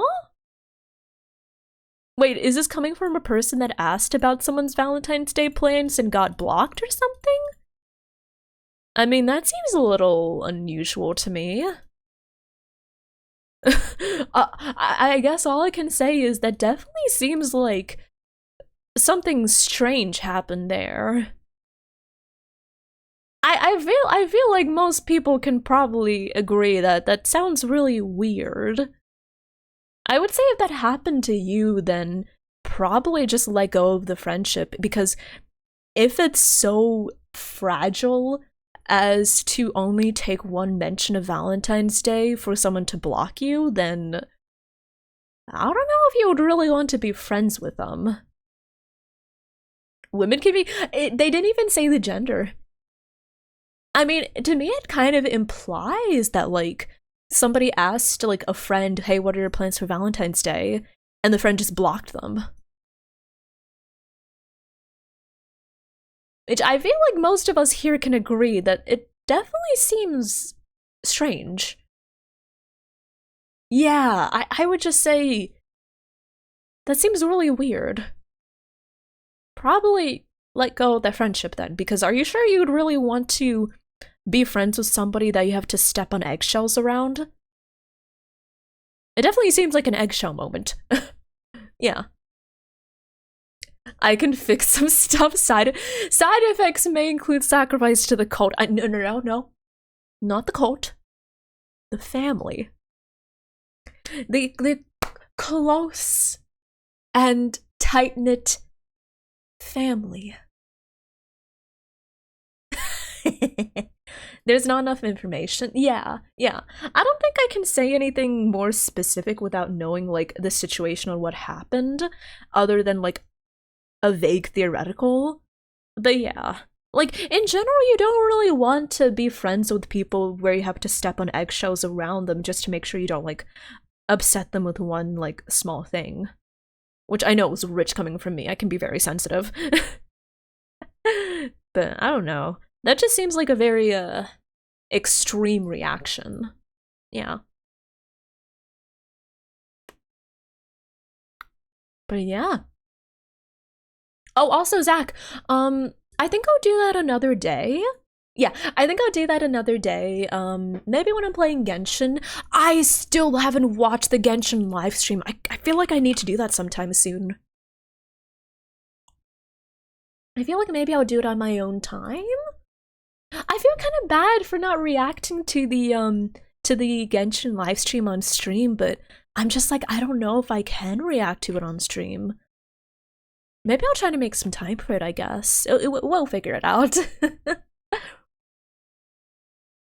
Would I date a blue-collar man who works long hours? I feel like I wouldn't be opposed to it necessarily, but I feel like it's a very neutral thing for me. I tend to not have any preferences about, like, I don't know, like, financial status or, like, I don't know, stuff like that. I more so have preferences with, like, oh, I'd prefer people that, you know, are respectful, cuddly, matches my energy. I would say TLDR, I don't have any strong opinion on it. Yeah. Yeah. But yeah, y'all, that's the last one. I think we're done. Y'all, okay, I think we are actually done with our advice. That's all the questions that have come in on the form. Y'all have any more questions? Any last minute questions? Any last minute questions for us? Mm. I mean, Epic, I didn't say anything about like how much you make. I'm just saying like I don't mind. Like I don't really it's like asking me would you date a man with brown hair and I'm like does that make a difference? does that make a difference? I guess I can understand why some people would have a difference for it. I work long hours. I guess I would be a little lonely, but other than that, like I don't know, it's not like a turn off for me. You've got brown hair? Oh, I would totally date people with brown hair. Oh. But yeah. I think that's yeah. How much wood would you Okay. But yeah, I think on that note, I think that's all of our advice questions. I think that's all of our questions for the day. Which I think we did really well. At least I hope I did well. Did I do well? Did I give the good advices advice? I don't know. We'll see. Thank you. Oh, no worries. I hope it was helpful. I really do hope I could help people. I think that, what was it? I think this will be the end of stream because we're almost at 4 hours, which is like usual stream time, and I'm getting hungry. So I think I'm going to get dinner soon-ish. Thank you so much. Ah! I hurt myself. I hate it. Okay. Thank you so much for stopping by, everyone. I hope to see you all very soon. I think I might be streaming on Monday. I'll probably stream on Monday. And let's go over and say hi to somebody. Who should we say hi to? Stick around for the raid, by the way. Stick around for the raid because I will be raiding somebody. Who knows? We might raid somebody new. We might raid somebody we already know. Who knows? Oh, okay, this person is a cute model. Okay, this person I've actually never raided before, and I don't know much about them, but I see their model. They're doing a just chatting stream, so they're just yapping, and I would like to go over and say hello. So stop by with the raid, copy paste the raid message, and we're going to be saying hello to them. Bye bye. Thank you all so much for stopping by, everyone. Thank you for hearing me out. Thank you for listening to my advice. As questionable as it might be, hopefully it was not questionable, hopefully it was good advice. And I'll see you all very soon. Okay. Bye-bye, everyone. Okay. Bye! Copy paste the raid messages. Bye!